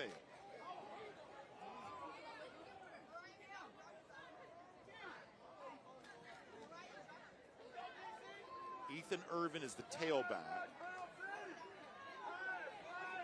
Raiola will throw to Allen again. You got to know where he is. He's not out of bounds. They're going to say stayed in at the 39, so they have to rush up here. Going to be second and about 3. Give him 7 that time. Clock does tick now. 40 seconds left. How about Cambridge on top of Calhoun right now in our Breda Pest Management Sports Center? Raiola, pressure comes, setting up screen. Tyree Green is there. He catches it, going to try to get out of bounds, and he does at the 46. Nice play design there. Raiola did a great job just being patient, letting those defenders get to him, waiting all the way to the end and catching Green out in space. I'm going to remind you of something that Rusty said a moment ago. Buford won the toss to begin the game, deferred their choice to the second half. They have the football to begin the second half. Yeah, they're being aggressive. Already up a touchdown, trying to get more with a possession in hand once the third begins. These are crucial moments here. Watch them take a shot right here. You want to watch the top of the screen, maybe Allen. Raiola stepping into it. He'll have to run. He's got some room. Gets out of bounds in Tiger territory at the 49, it looks like. I thought he might have gotten a yard or two more than that, but they say out of bounds at the 49. Got a little more twitch than Big Brother does. Yeah, he's a little lighter. Got a little more feet to him. Yeah, we did not see Dylan Raiola run very much last year at all for Buford. He's done a pretty good job in Nebraska with that. He's gotten off to a great start with his freshman season, to his credit. 2nd and 6 now. 20 seconds left. Raiola will run again. Can he get out of bounds again? He does. So inching closer. There's still 13 seconds left. That's plenty of time for at least 2 plays. You got timeouts left. Everything is still in the playbook. You can call the middle of the field. You can do whatever you want here with 13 seconds to go. You can take a shot.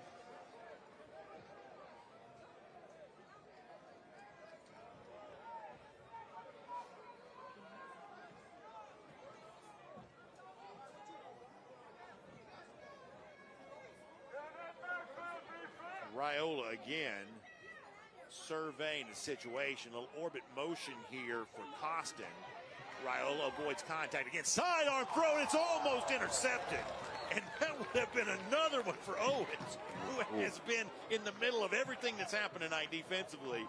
Jamar Owens already has a pick, helped force another interception, and Bout got one right there. Let me tell you something. If he catches that, that's 6. He was on the go. He jumped the route. Raiola tries to sidearm this into some coverage. He's going to try to sneak it in here. Watch him. Oh, he knows it too, man. He had a head of steam. One of the storylines for Dylan is his similarity to Patrick Mahomes, and that was a very Mahomes-style sidearm there from the other Raiola. That's going to be a pass call, and a man missed. That's the running back, Ethan Irvin, the FAU commit, who got out there and did that. And now he does go out of bounds. There's 2 seconds left, so smart to get out of bounds here. That's going to preserve the opportunity. Nice gain, but also heads-up play for Irvin to get out of bounds. Nice throw and catch there under pressure to give their offense a chance to get 3 points. They're going to send on Gregory here to try the field goal. It'll be a 42-yard attempt. Hold is down. The kick by Gregory is away. And good. It's good. And Buford extends its lead on the final play of the half. J.D. Gregory. What a drive by Buford right there. Gets some congratulations on his way to the locker room, and why not? Buford builds a double-digit lead here with some heads-up play to end the half. Speaking of the half, we got a good halftime show for you coming up, so please stay with us. The Mechanical Trades Institute is an opportunity towards personal financial freedom through hands-on and rewarding work. Our school is completely free and gives apprentices the knowledge and skills required to gain access to a lifelong career path. Apprentices learn pipe fitting, plumbing, mechanical service, and welding. They earn money as they learn and graduate with no student debt. Start a career with the Mechanical Trades Institute and change your financial future. The Georgia Sheet Metal JETC equips apprentices with the knowledge and skills required to start a rewarding career in the sheet metal industry with programs in HVAC, industrial welding, and testing, adjusting, and balancing. Training is 100% free and allows apprentices to earn as they learn. Journeymen graduate with no student debt and have the potential to earn more than most college graduates. Visit our website to learn more about this opportunity at careersinsheetmetal.com. Planting season is here, and it's time to get your yard looking its best. So treat your yard to the perfect touch from the professionals at Personal Touch Lawn Care. Mowing, maintenance, design, and construction. Personal Touch Lawn Care does it all. If my yard is taken care of, it's one thing off my list that I don't have to worry about. Sign up now for monthly maintenance and get the 12th month free. Big enough to serve you, small enough to know you. Personal Touch Lawn Care, 770-908-1238 or online at ptlcatlanta.com. Sweetheart, please don't forget to wear your seatbelt. I got it, Mom. It's a very nice day, living in the right space. Breathing your grace, got me feeling some kind of way.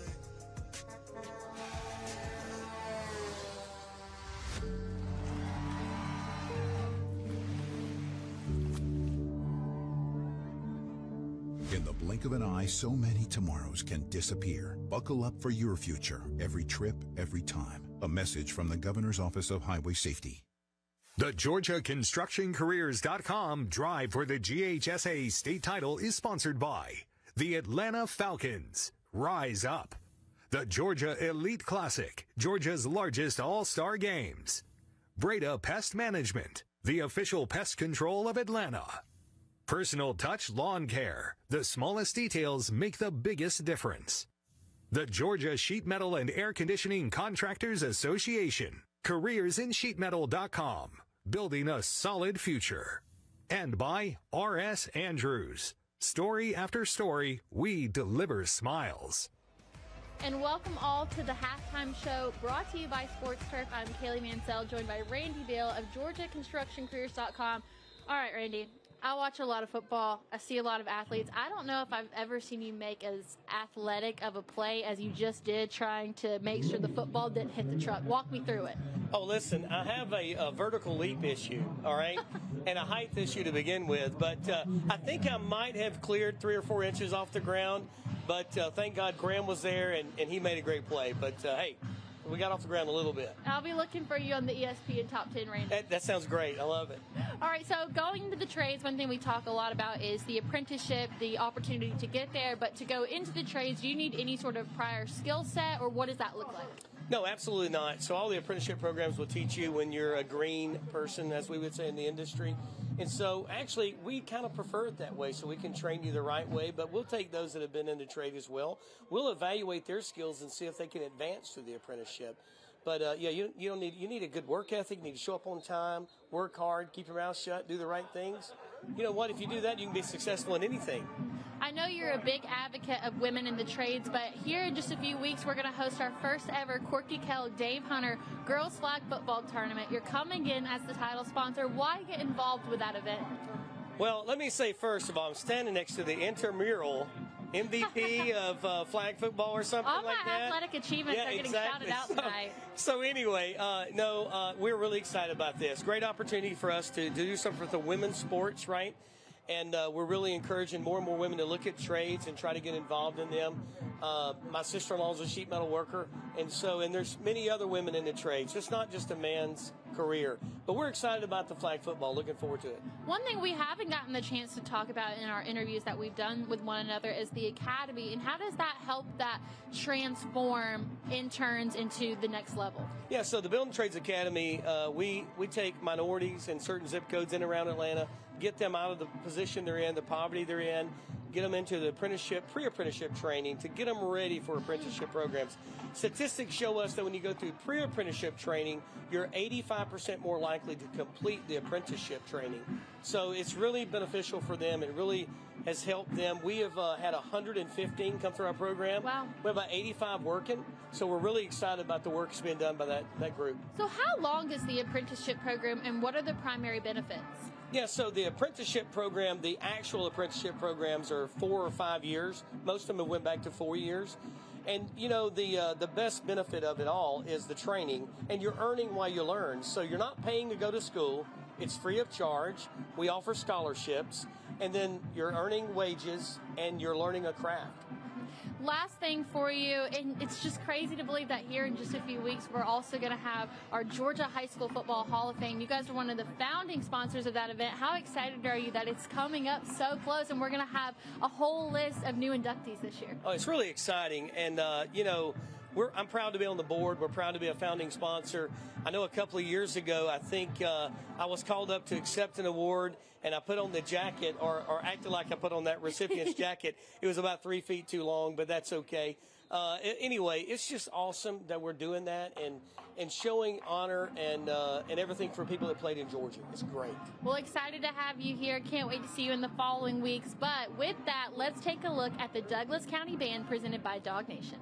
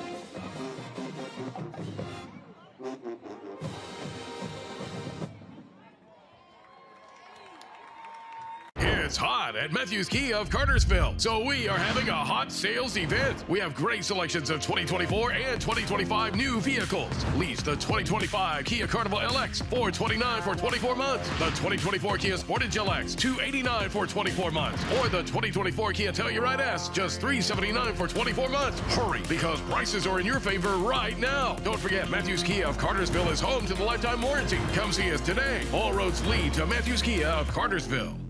Your home for live local high school football is Peachtree Sports Network. Don't miss the action every Friday night, only on PSN. Over the air on 17.2, on cable, and streaming on YouTube TV and Fubo. High school football on PSN is sponsored by McDonald's.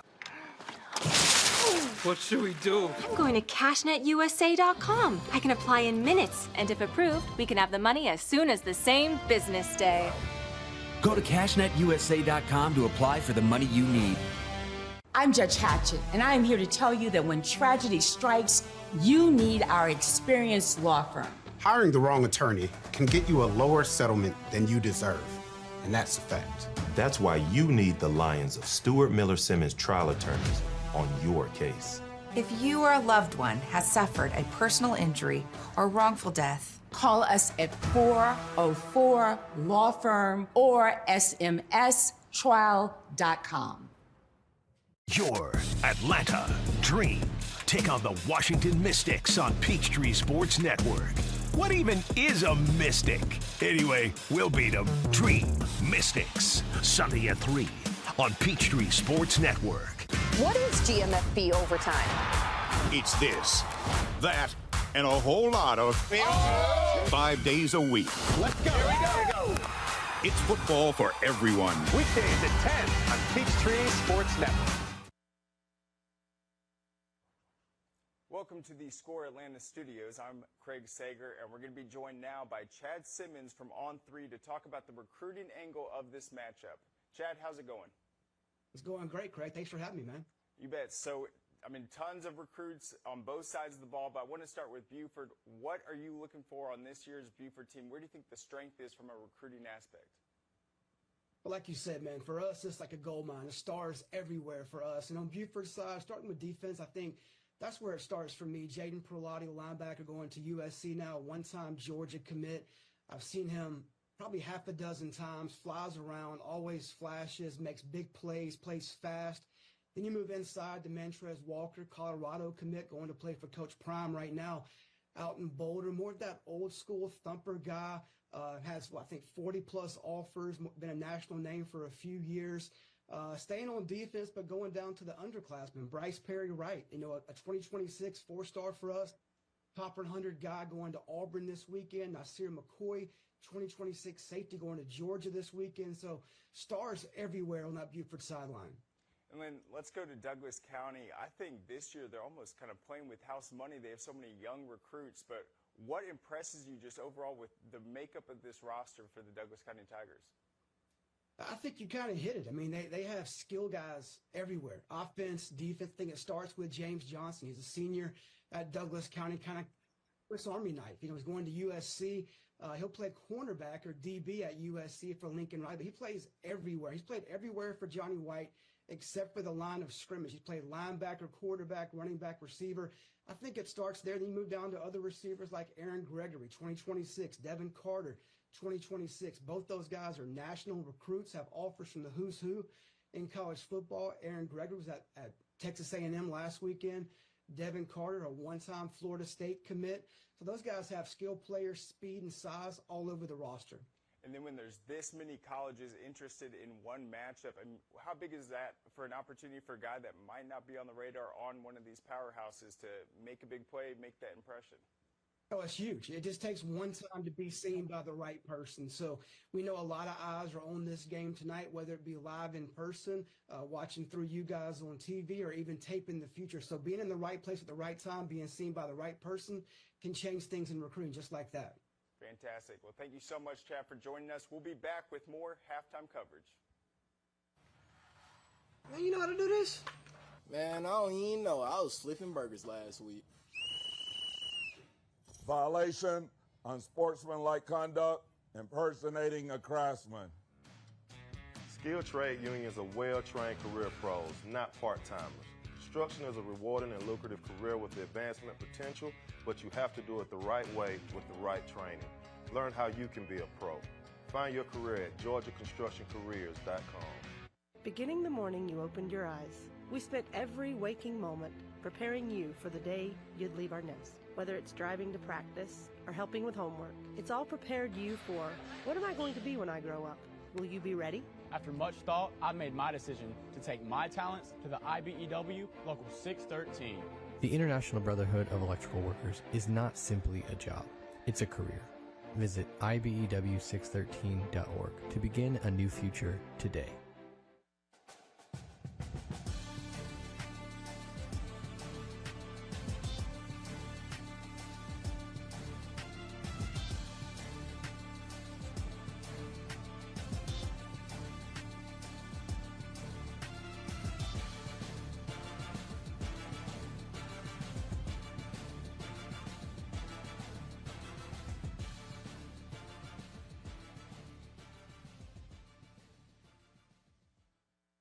Great teams are committed, focused on the details, and work hard to be their best. From practice to games, right down to their gear. Your field is a critical part of the game that allows your athletes to showcase their athletic abilities.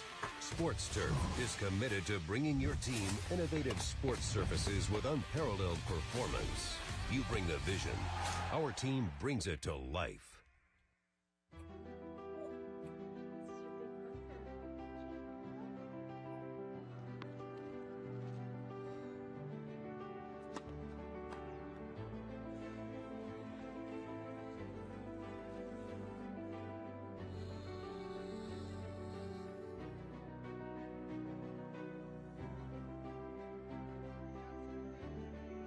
For a healthier future together, look to Northside Hospital. And welcome back to the Halftime Show, brought to you by Sports Turf. I'm Kaylee Mansell, and I'm joined by Douglas County High School Athletic Director James Richards. So I got the chance to meet Johnny Wyatt earlier this year at the Corky Kell Dave Hunter Classic, and I can tell that not only he's a great coach, but also a great person. I have to ask, just from your side, do you have any stories that you can tell us about him, or maybe something that we don't know already? Well, it's pretty much known. Great guy. I mean, he'll give his last dollar to a kid, anybody that he knows. We would not be at this point to where we are without him. He loves everybody. He looks like a big old grizzly bear, but once you get to know him, he's just a soft teddy bear. He's so loving and so caring, and he'll just give his all for any and everything. So with a big game like this, I see that the community showdown and the game being televised on top of that. What was the atmosphere like at school today? Today, it was a lot of excitement in the air. You know, people just excited to get out and see the players play. The players really excited. Big game. Playing Buford. Buford always brings the energy, always brings the competition. So, you know, they were really excited today, and it was just a fun day at school. Obviously, we get to highlight high school football here, but also there are tons of other sports going on in fall right now. Talk about some of your other fall teams. Oh, well, right now we have volleyball going on. They're doing pretty good. We have softball. They're actually 10-6, so they're doing really well this season. We have cross-country girls and boys. They're also doing well, and we're getting ready to start up on flag football, and we're getting excited about flag football. So one thing I typically don't come across very often when I get the chance to talk to athletic directors is that you were a former math teacher. How much did being a teacher help you become an athletic director?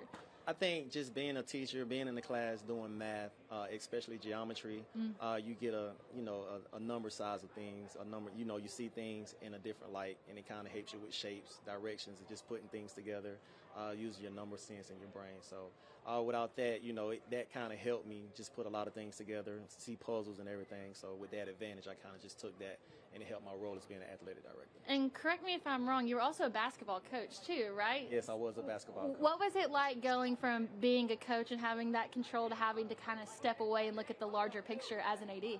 Well, being a basketball coach is very, you have your small community. Yeah.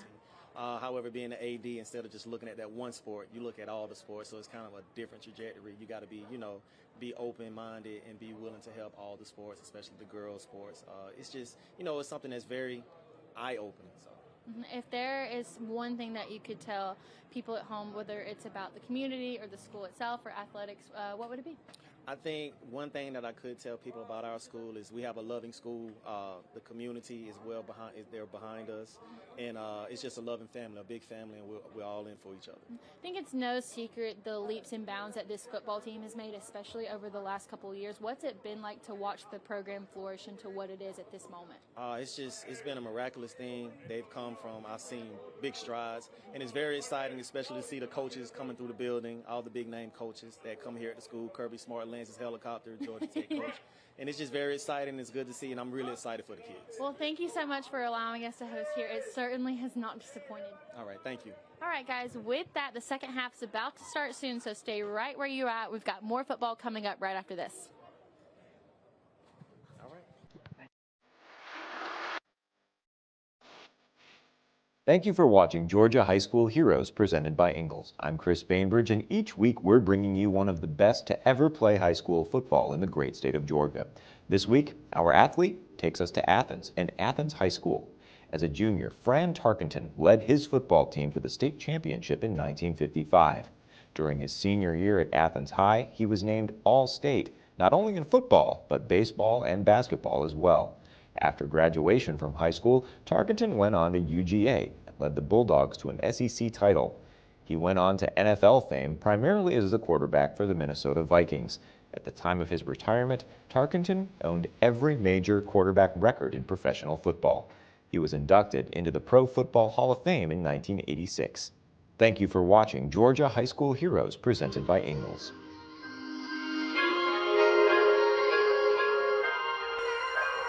This is your reminder to thank the friend who gets McDonald's breakfast for the group while everyone else sleeps in. Mix and match 2 savory breakfast hits for just $4.79. Ba-da-ba-ba-ba. I'm Judge Hatchett, and I am here to tell you that when tragedy strikes, you need our experienced law firm. Hiring the wrong attorney can get you a lower settlement than you deserve, and that's a fact. That's why you need the Lions of Stuart Miller Simmons trial attorneys on your case. If you or a loved one has suffered a personal injury or wrongful death, call us at 404 Law Firm or smstrial.com. Washington Media Scholars Foundation, proudly celebrating over 15 years of empowering college students through scholarships, career opportunities, and industry connections. Compete for over $150,000 in scholarships and an all-expense-paid networking trip to Washington, D.C. Connect with top media companies, enhance your media skills, and advance your career. Visit mediascholars.org to learn more. What is GMFB overtime? It's this, that, and a whole lot of 5 days a week. Let's go. Here we go. It's football for everyone. Weekdays at 10 on Peachtree Sports Network. Welcome back, everybody. 24-14 is our score. Buford going on a little bit of a flurry offensively there at the end to tack on 10 points and build a lead. They've got the football here, too, as the third quarter gets set to begin. Brandon Adams, Rusty Manziel, you see both teams also kind of going through their halftime warm-ups here, getting ready to get back to action. But before we get to what we think is going to be a thrilling second half, let's also go back and take a look at some of the key moments of the first half and what a wild affair this was. We get things started here with... After a turnover on the first play. Yeah, Dayton Raiola handing the ball off to Justin Baker. Baker would go in for a touchdown. As Rusty said, of course, these highlights brought to you by the Mechanical Trades Institute.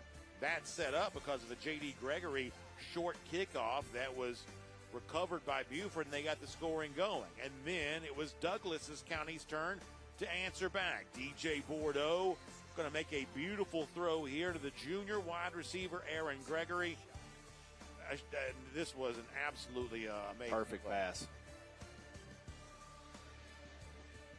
Yeah, beautiful touchdown there. And then you're talking about crazy. Watch the pinball here on the throw by Raiola and what turns into a defensive score for Douglas County. Ball goes off the back of Owens into the hand there of Carson Kindred, and Kindred would take it back, and at that point in time, things were looking very good for Douglas County. But shortly after that, Justin Baker would strike again for his second rushing touchdown. That was a grown man drive by Buford to come back and punch that one in. We'd have a situation next where both teams would trade turnovers. And then, obviously, at the end there, Douglas County would get a rushing score, a quarterback sneak for Raiola, and then tacking on a field goal. And that's where things stand. It's 24-14. That is our score. So we think the third quarter is going to be a ton of fun, and we're glad to have you with us for it, whether you're streaming or watching tonight on Peachtree Sports Network or however you're getting here. Stick with us here. Third quarter action begins right after this. A journeyman with Local 85, when you turn out, you can be hitting six figures. Hey, I have your back, you have my back, we're going to do this together. We're one for all for one. College just wasn't for me. Let's look into actual career jobs that wouldn't take college, where I wouldn't, lose money and all that. Instead of losing a lot more money at the end, why not make money and make more money at the end?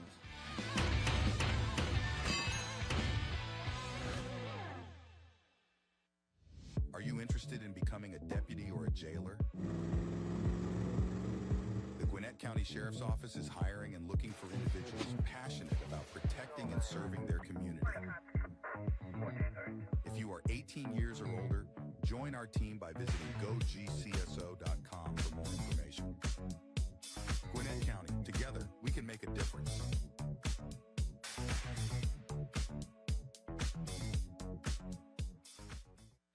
Customer service is everything in our industry, and one thing our clients love is when they call Breda, they get a live representative. At Breda, you get the attention you need and deserve right when you call in. Your appointment gets scheduled right then and there, and you get a specific time, no window of arrival. Our staff are your neighbors. They know what's going on in your community, and they're invested in doing it better. Breda, Breda, no need to be afraid of bugs. Struggling with food insecurity can feel lonely, yet every community across America is affected by hunger, which is why our Kroger associates work together to rescue nutritious food that would otherwise go to waste in an effort to donate 3 billion meals by 2025. Because we believe everyone should have access to fresh, delicious food. Join the Kroger Zero Hunger, Zero Waste Foundation to defeat hunger and eliminate food waste.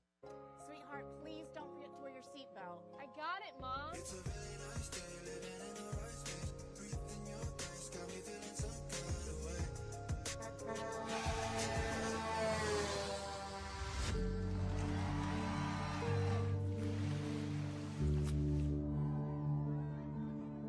In the blink of an eye, so many tomorrows can disappear. Buckle up for your future. Every trip, every time. A message from the Governor's Office of Highway Safety.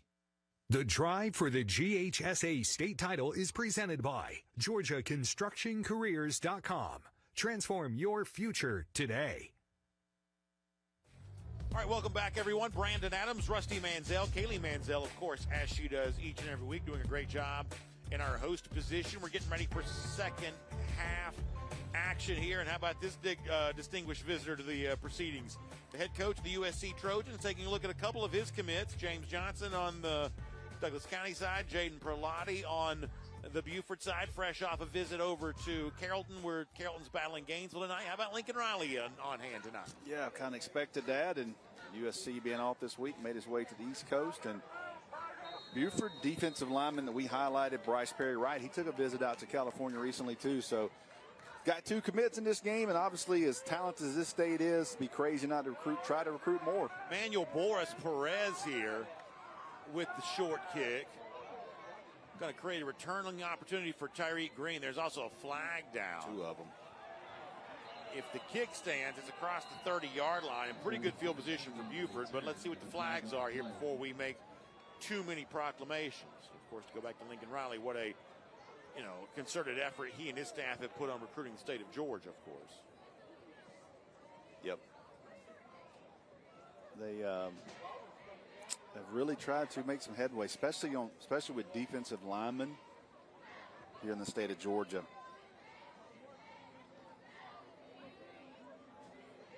And to Riley's credit, his USC team gets a During return, illegal block below the waist, receiving team, 15-yard penalty, first down. We'll take a look at what Buford kind of got done here offensively in the first half. Obviously, that's crazy. Look at that. Touchdown on the turnover to begin. Had to punt, then threw a pick six that was kind of a pinball machine. Came back with a touchdown. Another interception in kind of a period of time where turnovers were being traded. Then finished with 10 unanswered to end that. They almost had another pick six. They jumped that route. Yeah, that's exactly right. Owens, who had been in on everything, kind of got in on that. What a wild first half. 5 turnovers. Expect a much cleaner half by both teams right here. There's the handoff going to Green. Green with room to run. Still on his feet across the 35-yard line. Finally tackled, but not before he gets a big gain. Up across the 31. Like his speed, man. He is verified sub 1100 last year running track. Buford has a big track program. Expecting him to put up really good times. Ladies and gentlemen, if I can have your attention again, please do not stand along the rails on the bleachers. 2 tight ends in the game for Buford. Green remains in at running back. Green gets it again, and he's going to be shakes free. Still fighting. Going to be finally stopped behind the line of scrimmage, but trying everything he could to get some second effort there. But Douglas County was on that one. A lot of effort by Green. You got to like that, but good job by Douglas running to the ball carrier. Took a couple of guys to hold him up. 26 just couldn't get him. Big 44 there, young man Solomon Fabian. We've called several times tonight. Junior defensive lineman number 44. So we're looking at second down after a loss of a yard. And now is Buford going to have to use a second half timeout right out of the gate? Timeout, Buford. That's their first time out of the half. I got to imagine Bryant Appling won't be happy about having to give away a precious second half timeout so quickly. But it'll give me a chance to tell you a little bit about our friends at Breda Pest Management, because critters are, frankly, could be crawling around your attic here right now. You don't want that. So make sure you call Breda Pest Management to get a highly trained expert to kick those critters out under the Breda Wildlife Guarantee. If any critters return, you're covered at no additional cost. Breda, they handle bugs and critters. You see Bryant Appling there having a conversation with the officials.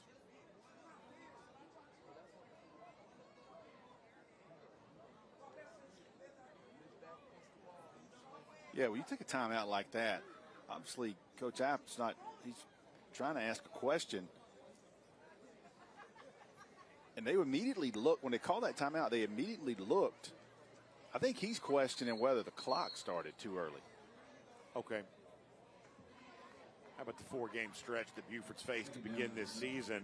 Obviously, we talked earlier about the matchup to begin the year against defending 7A state champion Milton, who's now in 5A. Boy, they're in a game right now with Blessed Trinity, 21-14. What a start to the year for Ed Dudley's Blessed Trinity team. Then it was Benedictine, then Roswell, and now they had to come back to beat Benedictine. That's exactly right. Handoff going to McCoy there. We haven't called his name a lot tonight, but Dylan McCoy getting involved on the ground game for the Wolves. Shocker. Buford has about 3 really good tailbacks. Yeah, this is a 3-star, a junior, already having SEC offers, and he plays as a backup. He's the 3rd string right now. They always just loaded at running back. Loaded at running back. Brian Appling loves what he's seen from his running backs this year. He says they've been making great reads and turning, what would have been good gains oftentimes into explosive plays. We've seen a couple of examples of that tonight from Justin Baker, and really Tyreek Green a bit too. Fake to McCoy this time, throwing to Allen. Allen had to go down to catch it, but he'll get it nonetheless, and that's going to be first down yardage. Good throw there. It's a long throw you have to turn around and make. Being left-handed, you have to flip your hips, make that throw back across the field. Yeah, that's another difference between Dayton and Dillon. Yeah. Dayton is a left-handed thrower. Dillon, obviously, the more customary right-handed. Bunch formation here. That gives Douglas County a chance to put 5 guys across the line of scrimmage, including Jalen Brissell, the free safety, who kind of creeps up in a 2-point stance, almost like an edge rusher. McCoy kind of gets slung back. Never does quite go down, but Jalen Ray, one of the guys who had paws on him. Stopped by the Tiger defense on the line of scrimmage. Second down. Good job there coming underneath. They had the typical counter there, had a guard tackle pull, and he comes in behind it. 2nd and 9.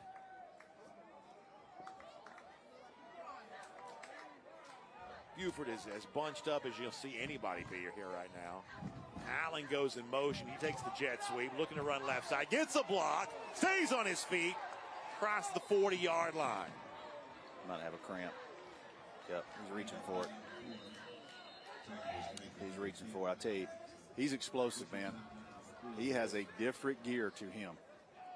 Got a nice block on that as well from Javen Bennett, one of the tight ends. But he's going to be tended to here after, as Rusty said, what appears to be a cramp. It's not very hot, but he's probably played a lot of plays tonight. And you mentioned this a moment ago. How about the start for Blessed Trinity here this year? Milton just scored again to make it 28-14, but I'll tell you, Blessed Trinity, we're going to see them in a couple of weeks. Matter of fact, 2 weeks from tonight, we're going to see Savannah Christian come up and play them. It's a big, great game. You talking about defensive linemen from both teams? Yeah, because it's more than just Elijah Griffin for Savannah Christian. No doubt. Hey, while we have a moment here, let's remind you that not only Score Atlanta, great resource for your football rankings, and as we told you earlier, volleyball, how about softball rankings there as well? Every Tuesday on ScoreATL.com, you can see those softball rankings released, and you can also tune into the Georgia High School Sports Daily, the brand new show airing live out of the Score Atlanta television studios every weekday at noon on the Peachtree Sports Network. It offers a breakdown of each classification and the teams rising and falling in the rankings. All episodes are also available digitally on Atlanta News First, Zeem, and the NFHS Network. Always forget that softball's a fall sport. In Georgia, 3 states, Georgia, Colorado, and I believe North Carolina. Trust me, I'm an expert on that one. I understand that. Many days at softball field. Couple of receivers here. Tied in motion. Handoff. Going to Baker. Baker got about 9 at least. Maybe 9.5. I tell you what. That's actually Ethan Irvin. Let me correct myself. Yeah, but I tell you, Buford's not doing anything formation-wise. They are coming power, counter. They are coming right at Douglas County right now. If Buford can do this, this is in their wheelhouse. This is exactly what they want to do. Run the football and control the clock. Brings up a 2nd one. See if they take a shot here. Tied in motion again. Ball came loose from Raiola. Now Raiola just has to keep it.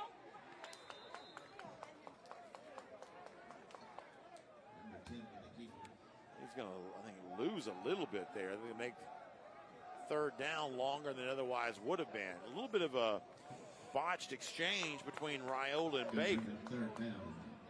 They're going to bring in a couple of defensive linemen. Going to bring in Big James Morrow, 34. We're going to bring in some extra linemen. They're going to go unbalanced set here. It's about 1.5 yards they need for the 1st down. They go unbalanced left. 58's at tackle. Raiola from under center. Going to hand to Green, and Green is going to be stopped, but then it's 2nd effort. I think he's still going to be short. That's going to be 4th down. He tried to give it an effort, but Douglas County, to its credit, was in there to meet him. Big 26. That's Ray again. Jalen Ray, man, what a season he's having for Douglas County. So I'll bring up 4th down.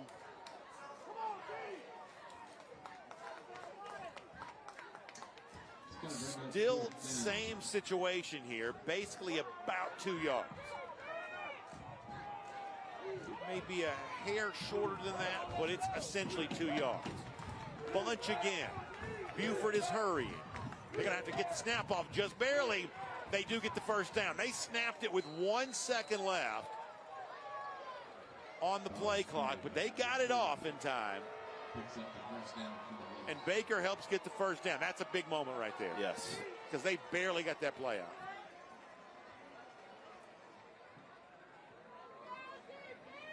This is one of those just clock-eating drives. Some penetration there, just couldn't get to him.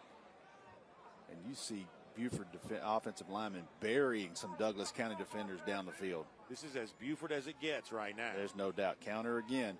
Tyree Green. Second effort once again gets him positive yards and a nice little gain there. Man, they had him for about a 1 yard gain, and second effort by Green. Spinning, legs driving, picks up another 4 or 5. Green has 35 offers already as a junior, including from Georgia. What do you think he plays the college? I think he's going to be a safety, most likely. But man, the way he runs a football, he is hard to bring down. We saw that a year ago at Cal too. Mm-hmm. Two tight end look again. Bunch formation on the left. High snap again. Hand to Green again. This time he won't get free. Slam down. That was Solomon Fabian. See, these two defensive ends now, 26 and 44. Even without Jordan Carter playing tonight, 26 and 44 have done a good job. They're going to run counter. Watch him slide right in there, beat the block. I don't know that he got a little. Buford wanted a face mask. 3rd and 6 now. High snap's been a little bit of an issue for Buford tonight. Preston Clark is the center, the only returning starter on this offensive line from a year ago, although last year he was a guard. Got to watch 4. Allen back in the game on the left side of the formation. Raiola looked that way briefly, now coming back right side. Just going to dump off to McCoy. McCoy, be careful here. Open field tackle, but a first down prior to that. However, that may have been of the touchdown saving variety. Nice, easy catch there. Good job by Raiola going down the field. Looking through his progressions. He goes to his check down. That's what you want to do. Guys are covered down the field. You go to the check down, let your running back make a play, and they move the change on 3rd and 7. Yeah, that was one of those you could really see Raiola kind of going right through his progressions. He looked left to right, and his last check was his check down. Good job there by the junior quarterback. In the red zone here, brought to you by IBW, Local 613. Handoff, McCoy again. McCoy crosses the 10 down to about the 8. Owens was there on the stop. Douglas County defensive line is tired right now. They have been on the field a lot of snaps. A lot of hands on hips. Saw a couple guys tapping their helmet, trying to get out the play before. See the hands on the hips. Wow, those defensive linemen out there, wow. This is a long Buford-esque drive right here. It's the whole 3rd quarter. There's only 3 minutes left in the quarter. Absolutely. This is a Kirby Smart special here. Choke this quarter out. And you see fighting for the pylon. Out of bounds around the 2 goes McCoy again. See them tapping their helmets? Man, they are tired right now on defense. Do I have this right? In addition to eating what's going to end up being about 10 minutes worth of clock, they've used 4 running backs. Yes, they have. Drive. Yes, they have. 4. Correct.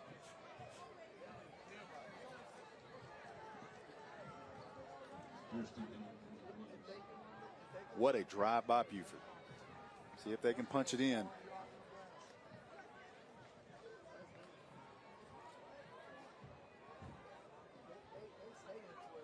You got big bodies all in, all over the place now here for Buford.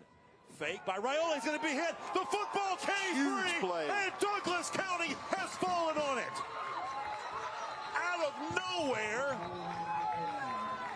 Ray's going to fall on it, and Carson Kindred is going to make his 2nd big play of the night. Kindred comes in on, I guess, what you call a blitz. He had an interception earlier, and he's going to force a fumble here that Ray falls on.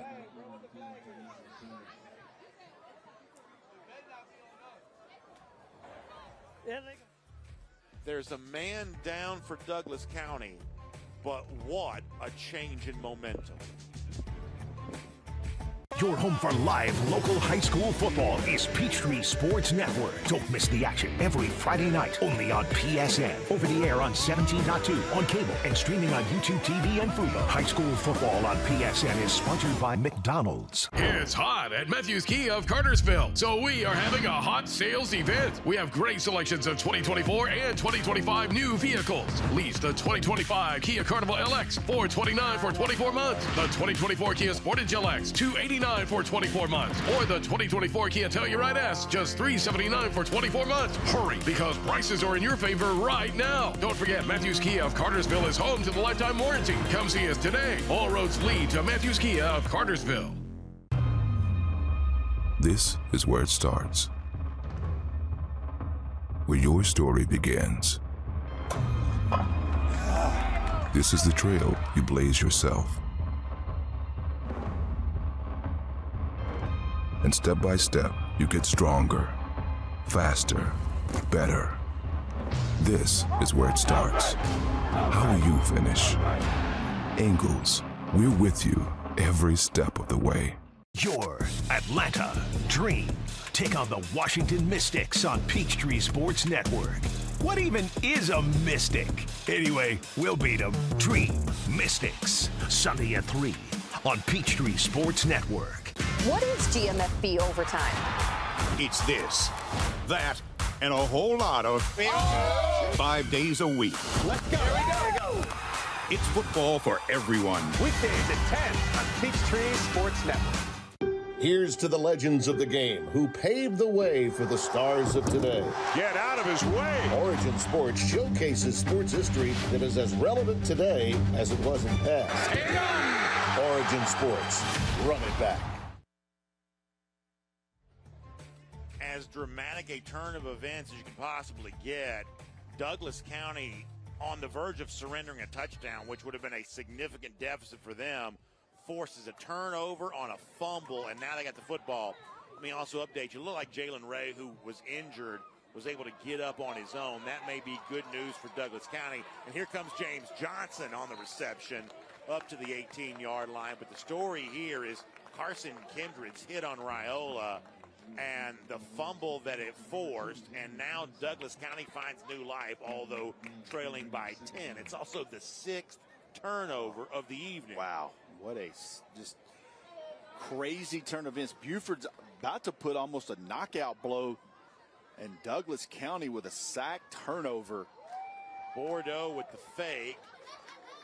Lindley gets a chance to carry it. We have not called his name as much tonight as Marcus Lindley, but he had a massive game last week in the win against Langston Hughes.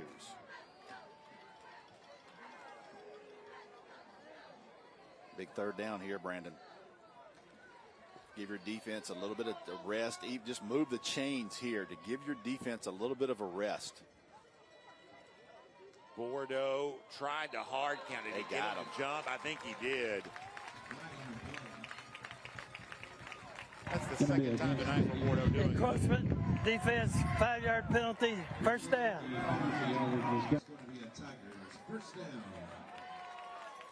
That will drive Coach Applin crazy to give up 5 free yards and a first down on 3rd and 3 and jump off sides. So now it's 1st and 10. Ball sitting at the 25. Bordeaux will throw. It's a huge hit. Be careful here. Flag comes in. Man, they're going to get him for Jax Pope who lays the hit. I believe Ellison was the receiver. Let's make sure everybody's okay here.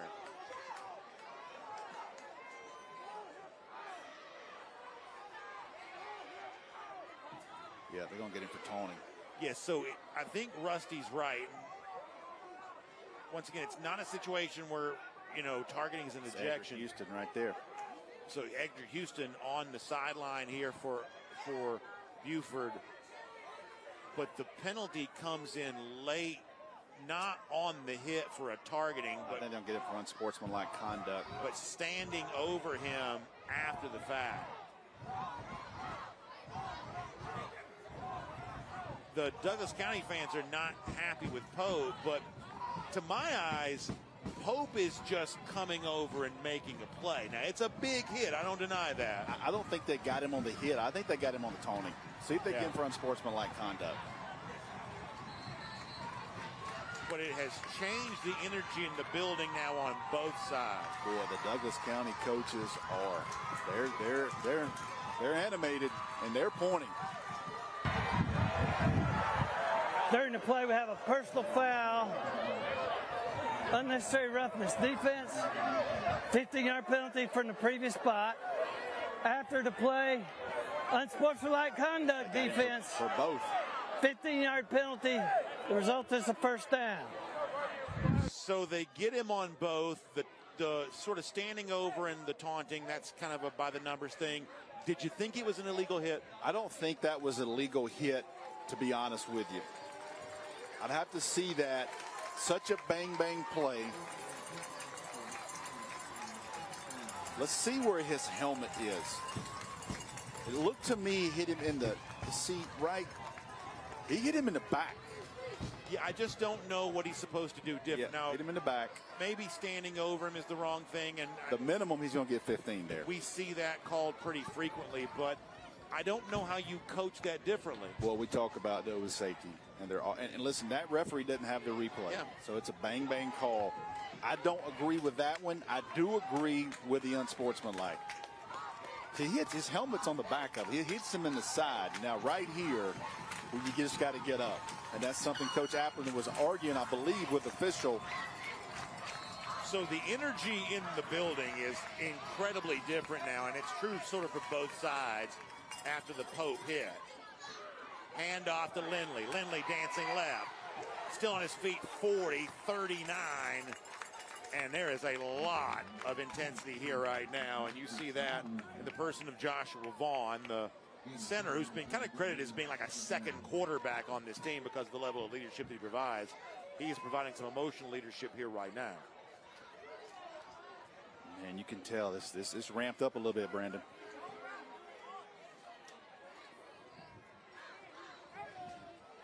Bordeaux will hand to Lindley, and Lindley's going to go down behind the line of scrimmage.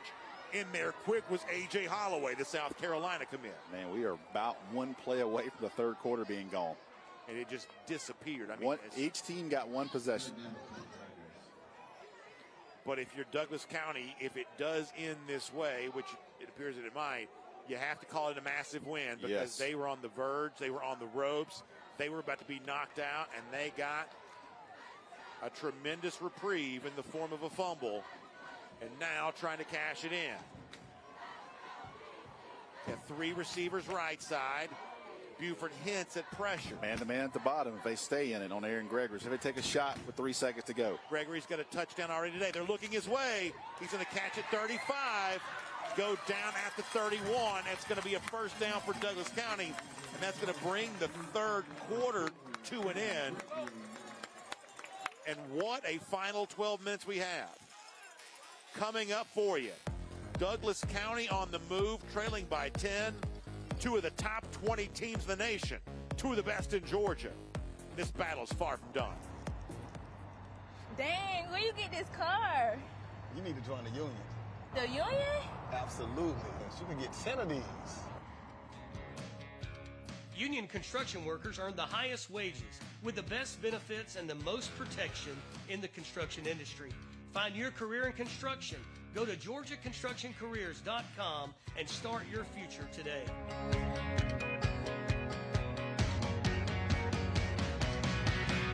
What happens after you graduate? Will you go to the next level? Will people have your back in the heat of the battle? Will you still train like a champion in pursuit of greatness?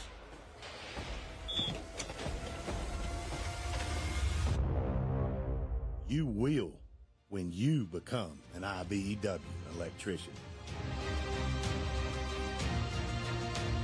Join our team. Visit IBEW613.org. Basic combat training is a 10-week experience that will challenge you both physically and mentally. Each phase of your training will introduce you to new soldier skills, building and advancing them along the way. You and your fellow soldiers will work as a team to accomplish each mission, overcome each obstacle, and earn the right to wear the black beret of an Army National Guard soldier. Great teams are committed, focused on the details, and work hard to be their best.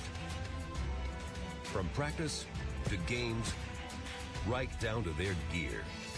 Your field is a critical part of the game that allows your athletes to showcase their abilities. Sports Turf is committed to bringing your team innovative sports surfaces with unparalleled performance. You bring the vision, our team brings it to life. I've used R.S. Andrews 15 years, purchased 2 heating and air systems, so I rely on their technicians for service. I call, they come, it's fixed. And I appreciate Andrews' commitment. He gives it his all. That's how R.S. Andrews makes me smile. Yikey wawa! Running out of hot water is one way your water heater cries out for help. Call R.S. Andrews. Get a water heater rejuvenation. Your water heater gets added life, you get more hot water. Another way R.S. Andrews makes you smile today. The GeorgiaConstructionCareers.com drive for the GHSA state title is sponsored by Gordo's Fiesta Every Day, Northside Hospital, your source of strength, the Mechanical Trades Institute, the best kept secret everyone should know about, Dog Nation. Visit DogNation.com for the latest Georgia team news and recruiting information. Georgia Match. Claim your spot at a Georgia college today by visiting gafutures.org. And by Georgia High School Sports Daily. Live at noon Monday through Friday on the Peachtree Sports Network and Atlanta News First app. All right, everybody, fourth quarter about to begin. Buford leading, but Douglas County is desperately trying to do something about that. They have a first down. Top of the field. At the 33, looking right side to throw. Now Bordeaux will run. Great tackle. Wrapped up immediately. Beautiful tackle. Jaden Perlotti. That's Perlotti again. Playing in front of his future head coach, Lincoln Riley. Bordeaux just can't find anybody. Great coverage sack. Eventually pressure flushes him, and Perlotti is right there to clean it up. Great open field tackle. He loses yardage, and it'll make it second down and 13 now. Got a player down. That's Bordeaux. Yeah. Taking a breath. So I don't know if it's because of the hit by Perlotti. So got a flag on Perlotti. Flag came in there. Sure did. They got a flag. So Bordeaux was hurt. Perlotti came over presumably to say something, and that was enough to draw a flag here, and that's going to be a loss of composure there for Buford. Man, unnecessary right there, and he is not going to like that at all. Coach Appling is just beside himself. If Bordeaux has to leave the game because of injury, it'll be James Johnson, we would presume, coming in at quarterback, who has been both a defensive back and a wide receiver throughout the night. Johnson has thrown it this year, although not very much. Let's watch what happens here. Oh, how about that for Perlotti, getting caught on camera with what looked to be. What is he doing? A real loss of composure there for him, and the camera was right there to get it. So it wasn't any kind of, like, as you might call it, trash talk to Bordeaux. It was all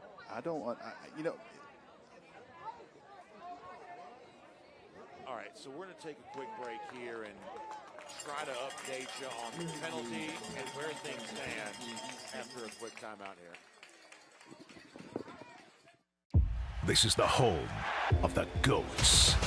Friday Night Lights. And home of the Ballers. This is home of the Gamers. Peachtree Sports Network is the home of the Hustlers. And home of the Speed Junkies. The Peach State plays here. Atlanta's home of live local sports is Peachtree Sports Network. This is where it starts, where your story begins. This is the trail you blaze yourself. And step by step, you get stronger, faster, better. This is where it starts. How will you finish? Ingalls, we're with you every step of the way. This is your reminder to thank the friend who gets McDonald's breakfast for the group while everyone else sleeps in. Mix and match 2 savory breakfast hits for just $4.79. Ba-da-ba-ba-ba. What should we do? I'm going to CashNetUSA.com. I can apply in minutes, and if approved, we can have the money as soon as the same business day. Go to CashNetUSA.com to apply for the money you need. All right, welcome back, everyone. We're going to sift through the situation here. We're going to get an update from our official about the call here. After the play, unsportsmanlike conduct, defense, 15-yard penalty, first out. So that penalty, we believe, is on Jaden Perlotti. Yeah. For I don't know if it. Sometimes in these games, young men will get each other's towels off. I don't know if he was coming to get his towel back. I don't know what he was doing there. I don't mean this as a joke, but it's almost like the shoe throw in the Florida LSU game in 2020, where like sometimes there's an element of gamesmanship there. Maybe that's what he got caught up in. James Johnson is in at quarterback, as we said that he might be, and he is hit right away there. Mantrez Walker, Colorado commit, big number 8. Just kind of a loss of composure there either way. So I feel like we got so much trying to sift through here, but Bordeaux was hit hard by Perlotti during the play. He had to step away because of that. That penalty allowed an extra break. Yeah, and now Bordeaux is back in after in. all of that. So Johnson in for just one play, and Bordeaux is back in at quarterback. He'll throw. Johnson was the intended target. Was it intercepted? It was. It was intercepted. So Johnson had been in a quarterback, came back to his customary position of wide receiver, and then he's going to be picked off. Let's see this ball here. So go through Johnson's hands. Oh, he did. What a great interception. With one hand. What a play by Rivera, who's, as Rusty says, cast up. I wasn't even sure we'd see Rivera play tonight. 7 turnovers, but what? I don't know if one's bigger than that. Rivera has not played much for Buford. He has been hurt, working to get back, and he just showed up big right there. What an athletic play with one hand, basically. What's going to happen next in a game that's featured just about everything? This has been a wild one. So prior to the turnover, when Buford had it before, they chewed up 10 minutes of clock time essentially in the third quarter. They do that again, the game will end. Here is Baker lowering his shoulder and staying on his feet across the 25, up near the 29-yard line. Man, the Tennessee running back commit has been a handful tonight. He runs behind his pads. There's a lot of chippiness going on right here. Neither team needs to take a penalty, but they are pointing at each other big time. Buford players really all kind of pointing. Buford's definitely pointing at the Douglas County. What do you think that was? I don't know, but the referee is trying. Oh, they're still in each other's towels. So Rusty, I'm going to give you a lot of credit because, and we got to go back to Jaden Perlotti before, because we thought that maybe he had tried to punch somebody or something like that. It seemed like he was trying to maybe get his towel back, and you pointed that out. And they just got his towel, so they were pointing at him, wanting the towel back, and that's just something we don't need. 2 really good, well-coached football teams don't need to get into a towel stealing competition at this point in the game, for lack of a better term. And another high snap. More from Baker. I believe that's what happened with Perlotti. I'm telling you. I think you're right. And I want to make sure he still got the penalty. I guess it was still considered extracurricular, but it was not a punch or anything like that. It seemed like he was trying to get back his towel. which, as you said, in a game that's had so much physicality, the fact that we're also playing some version of capture the flag. 7 turnovers and stealing towels is not what I had on the bingo card for this game tonight. There you go. Handoff and a nice tackle behind the line of scrimmage. A guy that does everything. He's playing quarterback. Yes. James Johnson comes in and now wraps up and makes a nice tackle on Ethan Irvin. He's a good football player, man. James Johnson's a good football player. And I'm telling you, Johnny White has said, Rusty, this is, I don't know if there's a better player in the state of Georgia. He has been on me about him for a year straight. So now this is a very big third down. Yes. Got to watch Jordan Allen. They've been throwing this little skinny post here at the bottom. Raiola looking middle of the field. Gets first down yardage and more. Another catch by Torrey Costin. This time they let Jordan Allen clear it out, and they come right back in underneath. Same play. Little post route. Costin is quietly becoming a much bigger part of their passing game. I watched Jordan Allen. They had 2 guys on him, which cleared out the middle of the field. Raiola let that happen, and then threw a strike for a huge first down on 3rd and 11. That was a monumental play by Costin. High snap again. Green, and the football is free. Oh, my goodness. Another turnover. And James Johnson celebrates as Stephen Jones comes up with it. 8 turnovers in a high school football game with 2 of the best teams in the country. Another high snap. He gets it. Just a good job there by James Johnson. We can't talk about him enough. I mean, can you believe that? 2 plays in a row. Electrifying play of the half, by the way.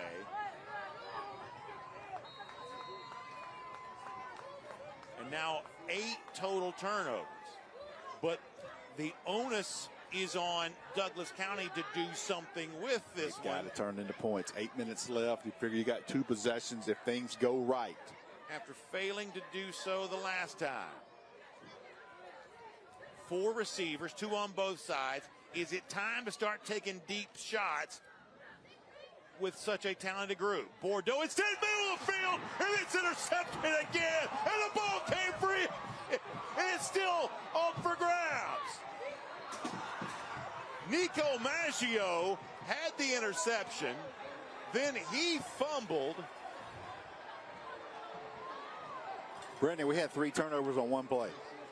That sums up tonight. Can you believe that? 9 total turnovers, and it's been a fun game. It's been a great game. 9 turnovers would sound ugly and kind of like it marred the competition. Not the case here at all. I mean, you would think a rainy night, 2 wishbone teams with 9 turnovers. Credit Maggio with the interception. I have no idea who finally landed on it, though, for Buford, but it's obvious that the Wolves were able to get it. Wow. And both these sides now starting to think about what they've left on the table here tonight. Another carry now and a cutback. First time tonight to see Jameer Cantrell getting involved. Just his 5th carry of the season. I would love to tell Coach App today, Coach, you're going to have 5 turnovers and win. I mean, and he would probably say, Rusty, you need help. Both these coaches are so no nonsense guys. There's no funny business, no goofiness about either one of them. I mean, can you imagine what must be going through their minds as they're watching this ball? One of the wildest games ever. High snap again, handoff, room to run up the middle. That's McCoy down to the 20. He got 24 on that carry.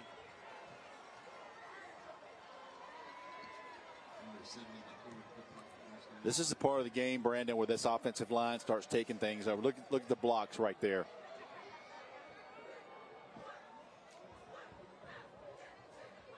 Under 7 minutes now to go in our game.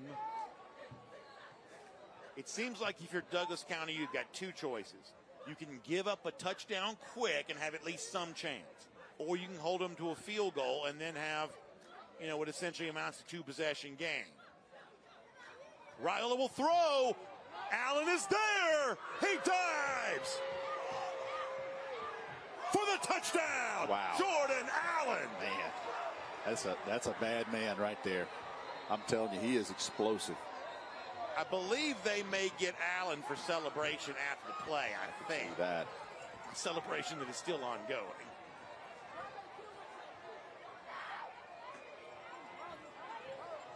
He goes and gets this one and separates at the end.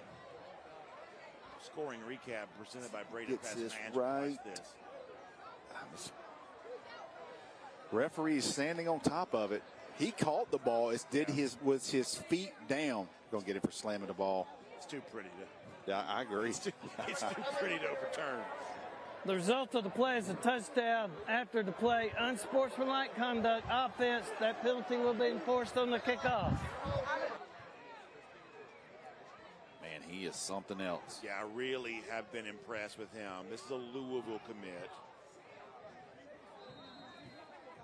Just listed at 5'8". He plays so much bigger than that. I'm telling you.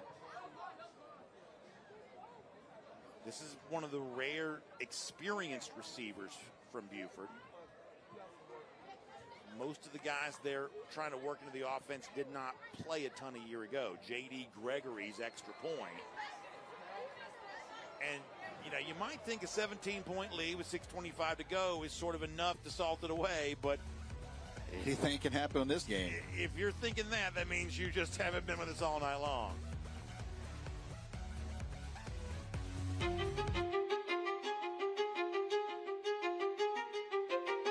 So when I got in the program, I was 18. At the time, I think the most appealing thing was, I could start out going to school and making money while I'm going to school. Not coming out in 4 or 5 years, $30,000, $40,000 in debt. That was the biggest attraction to this. I got in 3 days after graduation and hadn't looked back. The Georgia Sheet Metal JATC provides apprentices with free training and careers that are stable and essential to the operation of the modern world. Both craft jobs and management positions offer lucrative pay with benefits as well as the stability of a growing industry. Skilled journeymen in the sheet metal industry are essential to our community now and in the future. Learn more about free technical training with no student debt at our website, careersinsheetmetal.com. Planting season is here, and it's time to give your yard the perfect touch from the professionals at Personal Touch Lawn Care. Why Personal Touch? Courteous service, attention to detail, and a desire to give you the best lawn in your neighborhood. They have the knowledge and skills to do anything that I would need. Call now for a 25% discount on design and consultation services. Big enough to serve you, small enough to know you. Personal Touch Lawn Care, 770-908-1238, or online at ptlcatlanta.com. Sweetheart, please don't forget to wear your seatbelt. I got it, Mom. It's a really nice day, living in the right space. Breathing your gas, got me feeling some kind of way.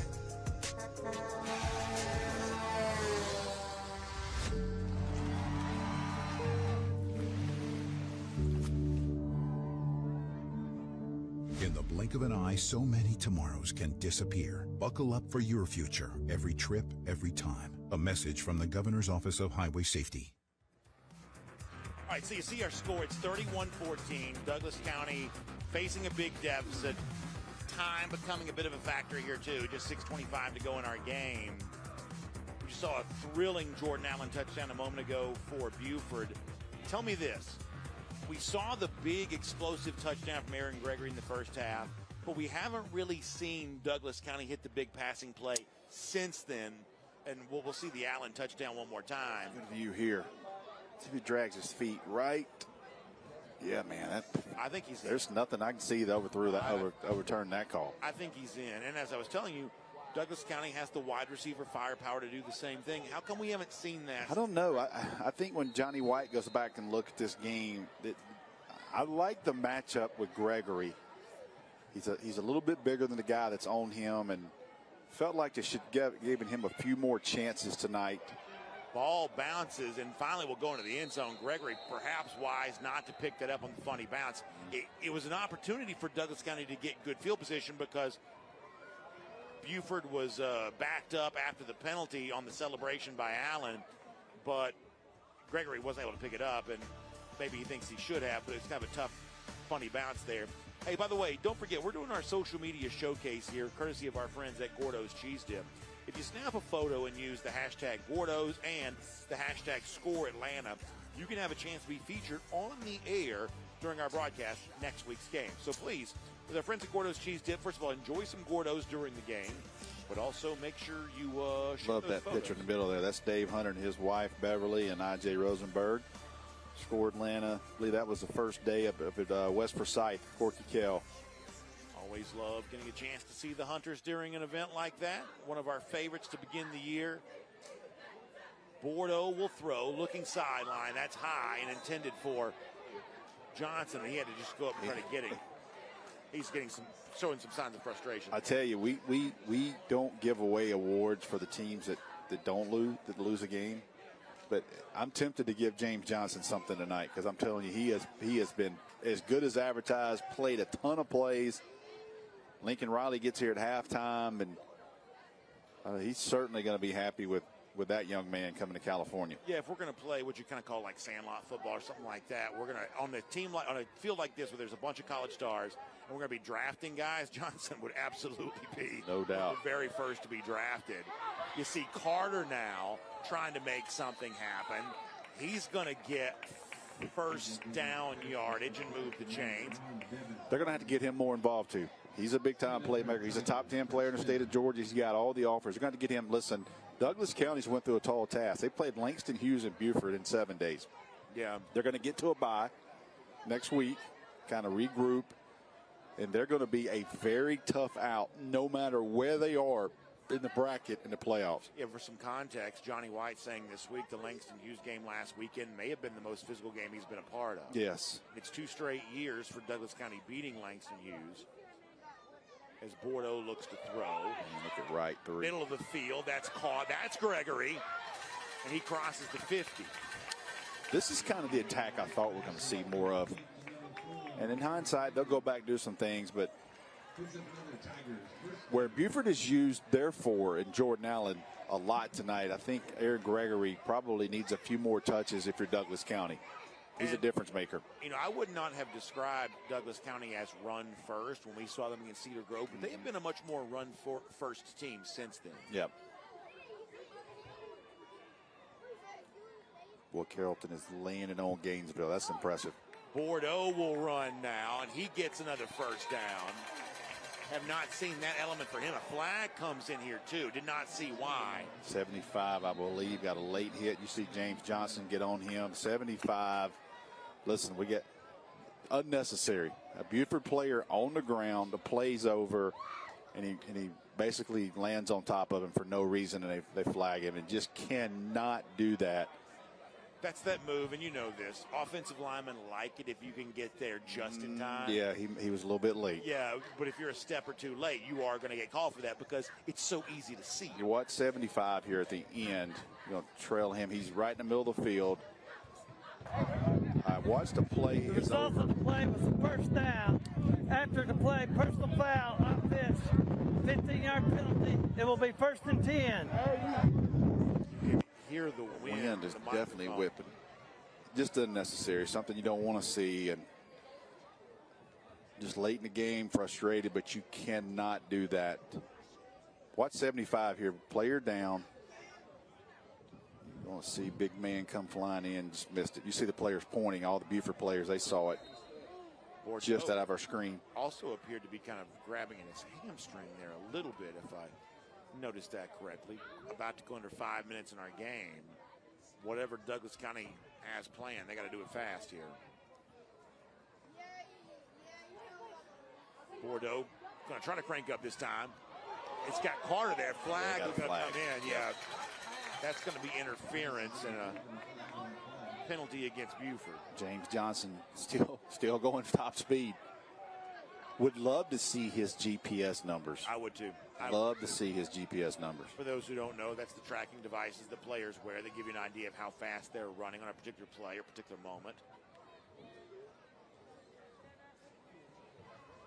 Pretty easy call there. Holding, defense, 10-yard penalty from the previous spot, first down. I want to go back to what I was saying about the Langston Hughes win for Douglas County. I thought that Johnny White was incredibly candid about that this week, saying, a year ago, we all remember we were when they beat, a Langston Hughes team that was one of the best in the state, a real indication that Douglas County kind of arrived on the scene. He said that was the win last year that kind of proved we could play with anybody.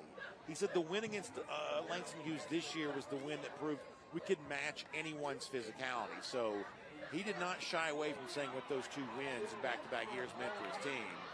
As you see Bordeaux getting a chance to show his legs in a way that he has not done a ton tonight. You don't know. He might be playing a little banged up. Very well could be. Statement game here by Buford. I think sloppy with a lot of turnovers, but when they had to be Buford football, physical up front on both sides, they certainly displayed that. 4:20 to go in the game. Bordeaux trying to find that opportunity to throw, won't get it, and then down he goes.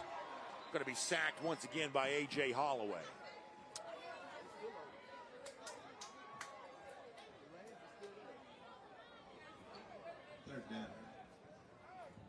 Yeah, they're showing 3. They bring 4. You'll see Holloway come in here as he steps up. You see him.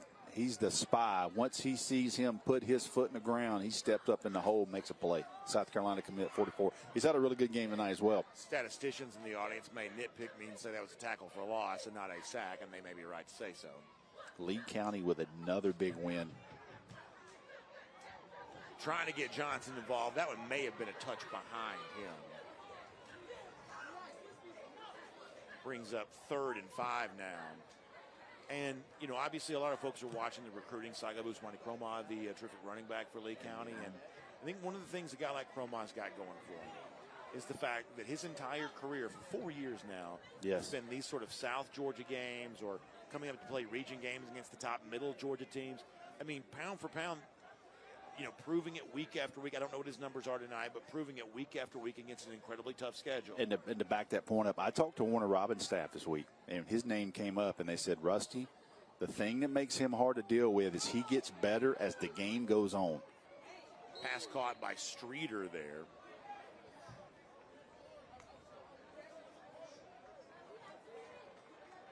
Jakari Streeter, a move-in to Douglas County from Philadelphia. Turnover on downs, didn't get it. Yeah, didn't get it. So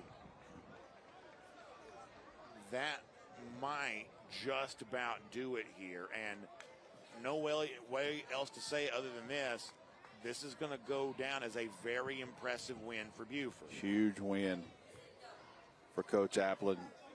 And while we have a moment, let's also give a shout out to our friends at Breda Pest Management, because no matter the season, no matter your pest issue, Breda Pest Management is going to protect your home inside and out from bugs, termites, wildlife, and mosquitoes. Breda is proud to sponsor Georgia High School athletics. You can get started today at BredaPest.com. That's BREDA, BredaPest.com for more on that. And look, the narrative around Buford is obviously well established, that this is a team that was winning state championships and climbing the ladder of classifications as the population of the school grew. You see another carry there for Baker. Finally just choosing to go down. Great job staying inbounds. Stays inbounds. Great job.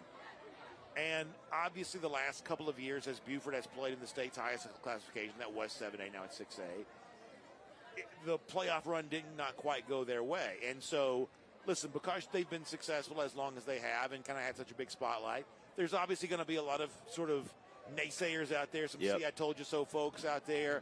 And if Buford loses a game like it did to Milton to begin the year, there are going to be plenty of critics who notice that. I think it's also fair to say, well, if you come on the road into a hostile environment like Douglas County High School, into a physical football team, in a physical football game, and if you end up winning this game by 17 points, the current margin, that is quite a statement. As Viola, James Johnson almost took the handoff. You talking about playing hard? To the echo of the whistle. Flag came in. It was Ray that was also in on that stop, another guy who continues to play hard for Douglas County. Shane Queen, North Cobb, the team we're going to see next week. We're going to see Walton, who's young, kind of going through some growing pains after losing all those seniors last year. We're going to go back to Walton, Daniel Bruner, and those guys. Holding, offense, 10-yard penalty from the end of the run. Repeat, second down. It's going to be interesting to do a Walton game next week because I feel like we did so many games of theirs over last the 2 years. 2 years for sure. With so many of the same players, and it's just a completely different team Completely now. different team. So, it's one of those things where you'll have to kind of acquaint yourself with the new personnel there. But, very quiet. It started off as a joke, but now it's just a talking point. Just a fact of the matter is that North Cobb very quietly has been building wins. Worth mentioning from Walton, their offensive coordinator last 2 years, Tyler Jones, went to Cambridge, and he has done a fantastic job. They beat Calhoun tonight. Yeah, it's a huge win. I'm telling you, he has done a fantastic job at Cambridge.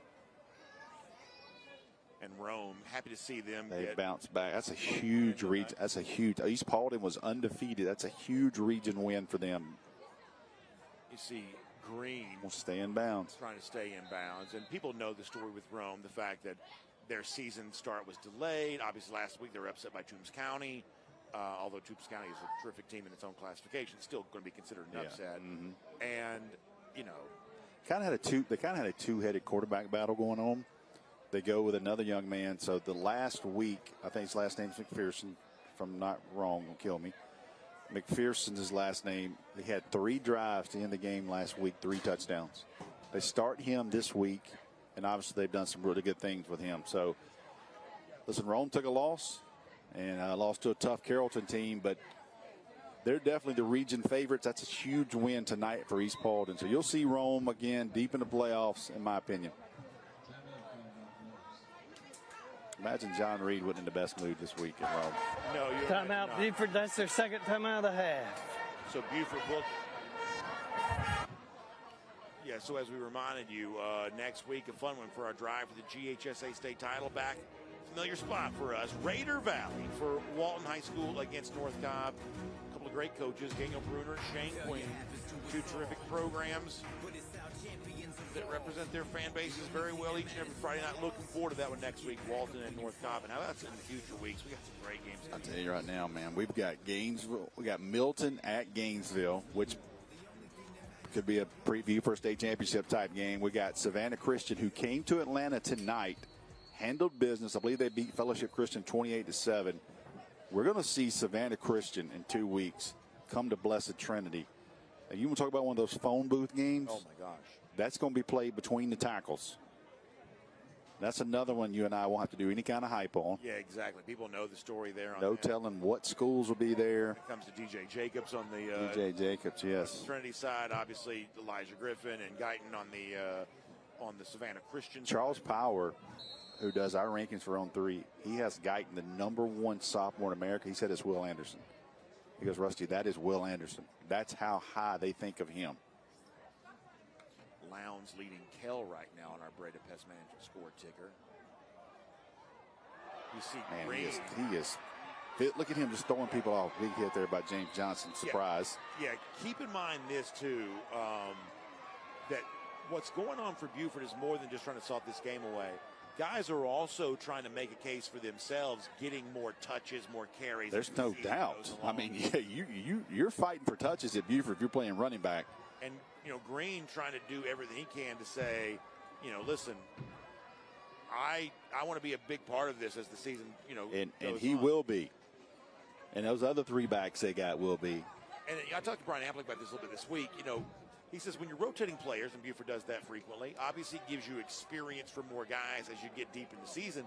But he's also happy to acknowledge that in this day and age, there is a certain, thing of use them or lose them. So he wants as many different guys to sort of feel like they have a role on his team as he can possibly get. And he did not shy away from saying there is a little bit of a thought of how do you make guys feel like they're involved on a team that's so talented where guys like Tyreek Green do not expect to sit on the bench. And that's been the history of Buford, and that's what you love about Buford. You and I both thought they should have gave Justice Haynes a few more touches a couple years ago. Just let that man get lathered up. But can't argue with success. Can't argue with production at running back. You see Coach App telling his guys line up. He is hot. Look at him. As intense as ever. Yeah, man. But his Wolves will walk away the winners here tonight in a thrilling game that had wild turnovers, explosive offensive plays, and it results in what I think you have to say was a little bit of a statement here. Buford reminding why they're still one of the top teams in the country by virtue of all the national rankings, one of the top teams in the state, despite the fact they do have a loss to defending state champs Milton in week 1. But Brian Appling back in a familiar spot, walking over to give an interview as the victor here tonight. Tell you what, if you told him when you get off the bus, Coach, you're about to have 5 turnovers, his stomach would have probably turned over. Find a way to win, though. On the flip side, I think our opinion of Douglas County remains what it always has been. This team is no easy out for any team. They were dominant when we saw in the Corky Kell Dave Hunter Classic, and they have plenty of good football ahead for them. Probably want to try to figure out a way to make the wide receivers more a part of the story. I think they will. I mean, you look at this, and they've been wanting some one-on-one coverage. Well, they got it tonight, and I think that when they go back and look at that tape, they're going to be like, yep, we got to take our shots. Kaylee Manziel is standing by. She'll have Bryant Appling here in a moment. Coach Appling is also directing traffic here. Yeah, so what happened was Appling wisely noticed, and this wasn't any kind of bad thing or anything, but, you know, there were some Buford players and some Douglas County players. They got a little close to each other. A little chippy. But I don't think there was anything, you know, there was not a fight to be No. Just Appling, who's been around the block 1 or 2 times, said, that's a little too much geographic proximity here after the game. Yep. So that's taken care of. He's ready. Kaylee Manziel is as well. Kaylee standing by with the game-winning coach. And it's time for our winning coaches interview presented by the Gwinnett County Sheriff's Office. Of course, it's Brian Appling. Coach Appling, if I would have told you before the game in that truck that you were going to have 5 turnovers tonight and still win the game by 17 points, what would you have told me? That's why you'll lie. There's no way. Like, we just keep shooting ourselves in the foot. But I'm proud of these boys. Just they keep finding a way to win. They keep finding a way. We turn the ball over. We keep creating turnovers. You know what I mean? We've done a great job in that last 2 weeks, and that's been the big difference, you know. But our kids are playing hard. They tackle great tonight, and we fit their run game as good as I've seen it. So I'm just proud of them, proud of the way we played, and just hopefully we can keep building on this. In my 5 years of doing this, I don't know if I've ever covered a game like this. So many chaotic moments. How do you keep your team centered? Oh, it's hard, especially in this day and age. Kids are different, like I said earlier. I love them, and they're trying to be resilient. They're not resilient all the time, but I just keep fighting with them and keep trying to grow them up, because if they do that now, they're different. And we are a different team. That was old school Buford football tonight, and we did a great job. We're still early in the season. We got a long way to go, and we can improve so much. But I'm proud of them right now. I'm gonna be happy about this tonight. We'll make, we'll fix some mistakes tomorrow. Well, when you look back on tonight, performance-wise, what were your key takeaways from your Buford Wolves? The way we played defense. We gave up a couple. Little silly things that gave them 7 more points. We shouldn't have gave that up there. But we just keep affecting the football, keep running the football, and hold on to the football. That's the main thing. That's always been true since 1955. You know what I mean? It's just if you do those things in football, you'll have a chance to win. And against a great team tonight, we didn't do all that, but we won a game. So it's early. We got a long way to go. So I'm proud of them right now. We're just gonna get better. Coach, I think you said it best. We got the chance to see old Buford football tonight, and let me tell you, it was exhilarating. Great game, Coach. Thank you. I appreciate it. All right, guys, right after this, we'll be right back with our MVP. Who did you let down today? Your wife? Your kids? Well, how about yourself? Take a look in the mirror. If you're tired of your drug and alcohol problem, you need to fix the problem, and right now, before you hurt or kill yourself, or worse yet, somebody else. Call the addiction specialist now at the Reset Addiction Treatment Helpline. 24 hours a day, 7 days a week. We'll find you the right treatment regardless of your financial situation. When you call right now, you'll speak to a recovering addict who understands what you're going through right now. Let us help you break your addiction to drug and alcohol before it's too late. This call is completely confidential and free. So take 5 minutes of your time and call us right now. We're here answering the phone. I promise it'll change your life. Call 800-795-1262. That's 800-795-1262. Again, 800-795-1262.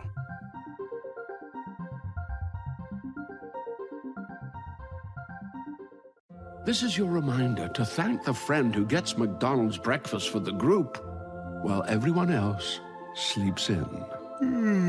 Mix and match 2 savory breakfast hits for just $4.79. Ba-da-ba-ba-ba. It's hot at Matthews Kia of Cartersville, so we are having a hot sales event. We have great selections of 2024 and 2025 new vehicles. Lease the 2025 Kia Carnival LX, $429 for 24 months. The 2024 Kia Sportage LX, $289 for 24 months. Or the 2024 Kia Telluride S, just $379 for 24 months. Hurry, because prices are in your favor right now. Don't forget, Matthews Kia of Cartersville is home to the lifetime warranty. Come see us today. All roads lead to Matthews Kia of Cartersville. What is GMFB overtime? It's this, that, and a whole lot of 5 days a week. Let's go. Here we go. It's football for everyone. Weekdays at 10 on Peachtree Sports Network. And just know that even after the game stops, the hustle does not. I am here with our Robbie Hunter MVP. It's going to be Jordan Allen. Talk to me about that last touchdown in the corner right there. What was the play call? How did you execute? Yes, ma'am. So that play actually wasn't a pass play. Dayton gave me the look. He told me I had to go ball. I had to go win. I had to go get it. That's what happened. All right, but more importantly, I want to know about the touchdown celebration. In my opinion, worth it. Did you have it planned? Have you been practicing? I definitely did have it planned. It's been a dance going around. But I did spike the ball. I got some flag, but Coach Hatt wasn't mad at me, so, Hey, I hope you still put it on your highlight reel. Oh, yes, ma'am. Most definitely. All right, I'm going to have to put this down. I've got some things for you. First off, this is our Kroger game ball. All of our MVPs this season have signed it. I'm going to give you that. I'm going to give you a Sharpie marker, and I'm going to take your microphone. You can make your big signature as big or as small as you want. You had a big performance. I'd recommend going bigger.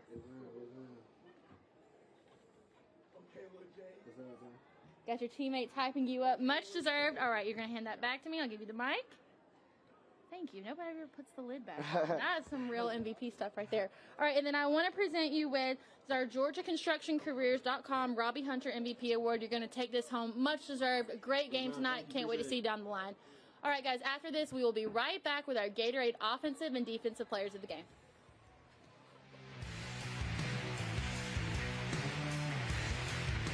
A journeyman with Local 85, when you turn out, you can be hitting 6 figures. Hey, I have your back, you have my back. We're going to do this together. We're one for all for one. College just wasn't for me. Let's look into actual career jobs that wouldn't take college, where I wouldn't, lose money and all that. Instead of losing a lot more money at the end, why not make money and make more money at the end?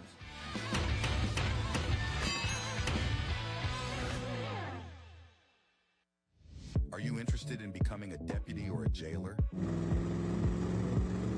The Gwinnett County Sheriff's Office is hiring and looking for individuals passionate about protecting and serving their community. If you are 18 years or older, join our team by visiting GoGCSO.com for more information. Gwinnett County, together, we can make a difference.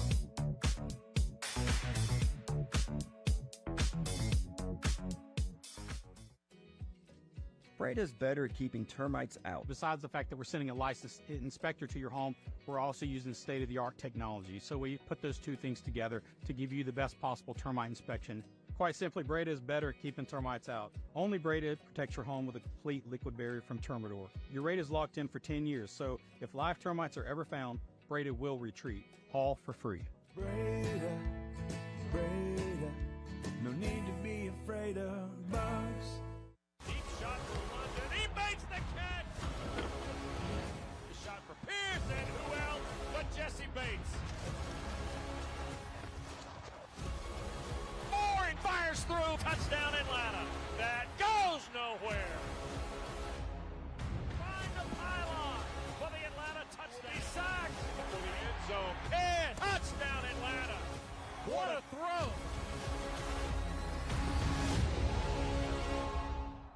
And welcome back to the Tailgate Show, brought to you by GeorgiaConstructionCareers.com. I'm Kaylee Mansell with our Gatorade Players of the Game, our Defensive Player of the Game, Bryce Perry-Wright, and our Offensive Player of the Game, Justin Baker. Bryce, I want to come to you first. They put up 14 points in that first half. Y'all held them to that the entire second half. What were the second half adjustments you made to prohibit them from scoring? Let's just keep doing what we did in the beginning. We stopped them. We seen what they was doing. You know, we picked up on all the offensive calls, so we just kept going and keep going. Justin, you scored those first 2 touchdowns, but I want to talk about the second one. What was your read on the coverage? What was going through your head as you're breaking through all those defenders? So right before the play, it was originally supposed to be a short yardage play. They called pinch, and it was supposed to go like to the outside kind of, but it wasn't at the same time. So, you know, when I heard him say pinch, I immediately knew it was going to hit because that was just the way they played. It was designed. You know, shout out to my O-line, shout out to my coaches, Coach Davis, Coach Winslet, Coach Connor for putting in a great game plan. You know, great team win. Bryce, there was a lot of hype around this game, not just from in-state, but also the national media as well. Y'all came out, displayed straight dominance. What does this win tonight say about the Buford Wolves? It's a big win, but it's time to go get that state championship. I like to see it. All right, last thing for you. The connection on offense, I mean, it's undeniable, not just the receivers and the running backs, but also the quarterbacks. How do you guys develop that in the early days of the season? Man, I'd probably say just really caring about each other. Like, I feel like we're a lot more of a connected team this year, and Coach App said it over the summer. You know, I feel like we did a lot more team bonding, you know, and we trust each other, you know, and that didn't come easy. You know, at first we really didn't, but as the weeks went by, we got more comfortable in our offense because we had changed some things up from last year. And as we got more comfortable and trusted each other more, just started clicking. You saw a glimpse of it last year and got a full circle this year. I mean, this last game, he got a full circle this game. I think that was very well said. Guys, I want to congratulate you on being our Gatorade players of the game. In addition to that, you both have $25 gift cards to Racetrack. Use it however you want. I just want to say thank you to not just you guys, but the entire team for giving us one of the best and wildest games that we've ever seen covering high school football. I know we're going to see you guys more down the line. So great job tonight. Excited to see what happens for y'all in the future. With that, we will be right back with more scores from around the state.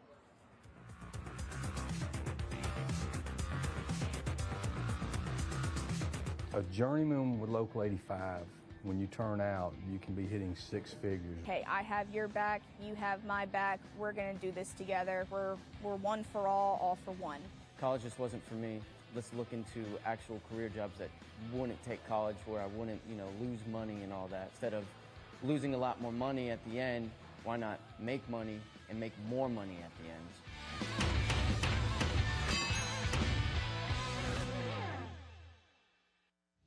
Are you interested in becoming a deputy or a jailer?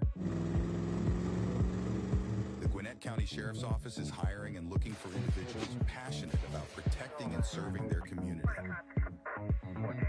If you are 18 years or older, join our team by visiting GHSA.com for more information. Gwinnett County, together, we can make a difference.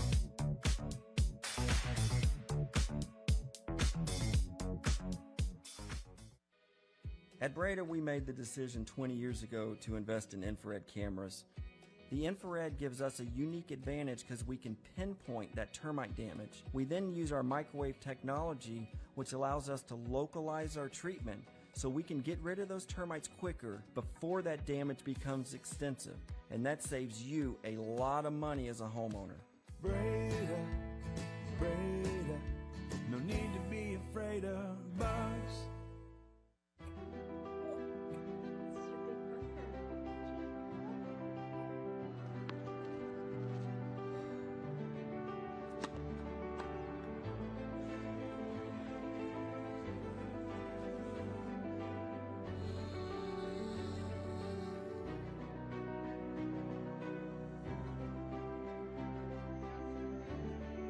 For a healthier future together, look to Northside Hospital. Sweetheart, please don't forget to wear your seatbelt. I got it, Mom. It's a really nice day, living in the right space. Breathing your grace, got me feeling some kind of way.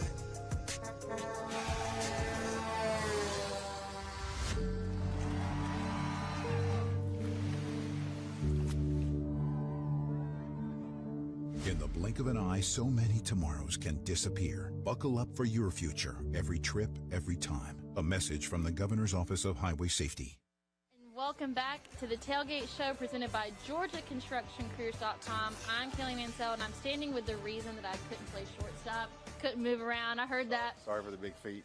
It's all right. You got to embrace it now. All right, this game tonight, I don't think any of us could have predicted the outcome of what was going to happen. I think the biggest surprise for me was seeing the special teams in the beginning, the importance of that, all the turnovers. First play of the game. But still, one of the wildest games we've ever covered. Yeah, just crazy turnovers here and there, back to back. I think the one thing that was consistent tonight was, which I was expecting, was a very physical football game, a very fast football game.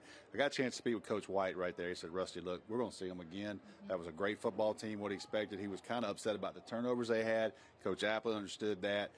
Creating a lot of turnovers. It's kind of creating turnovers is what you see out of this game. But listen, it's not going to surprise me at all if late November, early December, we see Buford across the sideline again from Douglas County. All right, with that, let's go ahead and take a look at other scores from across the state tonight. This is our Score Atlanta scoreboard. Let's see what we've got here. Darlington with a close win. Big win there for our good friend Wayne Groves, going on the road, winning that game. Listen, Cale goes all the way down to Lowndes.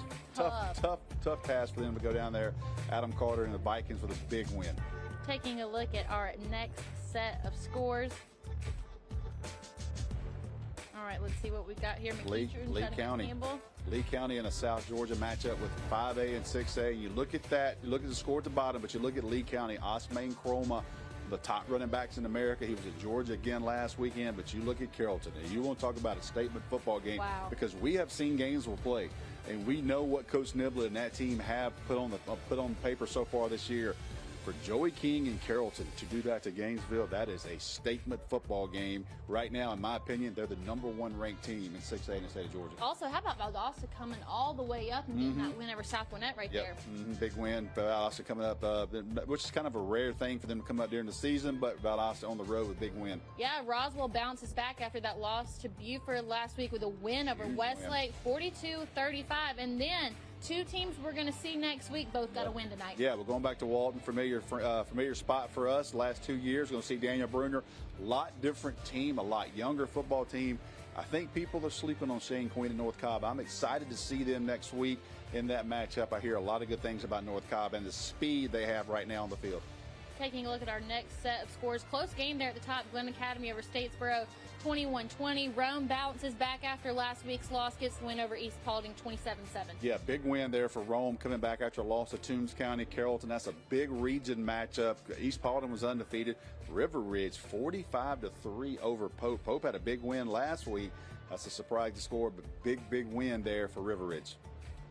Taking a look at our next set of scores, Milton just continues to dominate, the #1 team in the Class 5A. It seems like that's going to be a guaranteed W on the board every time each week. Cambridge over Calhoun, 31-19. North Oconee has really impressed us in the following weeks. They get the shutout over Jefferson. Yeah, that's a huge win. And you start talking about North Oconee and Harrison Faulkner, quarterback, UGA wide receiver, DB commit Landon Rowland had a pick six tonight. He's really played well. Morgan County is a team that you hear a lot of buzz about. Got a quarterback, Davis Strickland, young man, is having a very big senior year. Looking at our next set of scores, Oconee County over Stevens County, 35-10. North Cobb Christian and Ringgold, 41-39. I believe that game went into overtime. It did go in overtime. I want to talk about this Savannah Christian, Fellowship Christian. Savannah Christian gets on the road, comes up into North Metro Atlanta to beat Fellowship Christian. Let me tell you something. 2 weeks from tonight, Savannah Christian is going to come back. And this time they're going to play BT at Blessed Trinity. We're going to have that game here on in 2 weeks. We're going to have at least 2 5-stars in that game, possibly a third one by the time that comes around. We're excited about being at that game in 2 weeks in Roswell at Blessed Trinity when Savannah Christian gets on the buses and comes back again to Roswell. All right, that was our scoreboard brought to you by Score Atlanta. You mentioned it. Next week, Walton, North Cobb. I think the part I'm most excited for is just to see this rivalry restored. Oh, what is your guy Daniel Bruner going to bring a shoe game next week? He better. We're calling you out right here, right now. Roll the tape. Hey, Shane Queen, I apologize from Corky Kell. I didn't mention North Cobb and Corky Kell. He's been on my rear end ever since. We're coming to see you next week. I want to see what North Cobb's got in person. All right, with that from myself, Rusty Mansell, Brandon Adams, Roddy White, IJ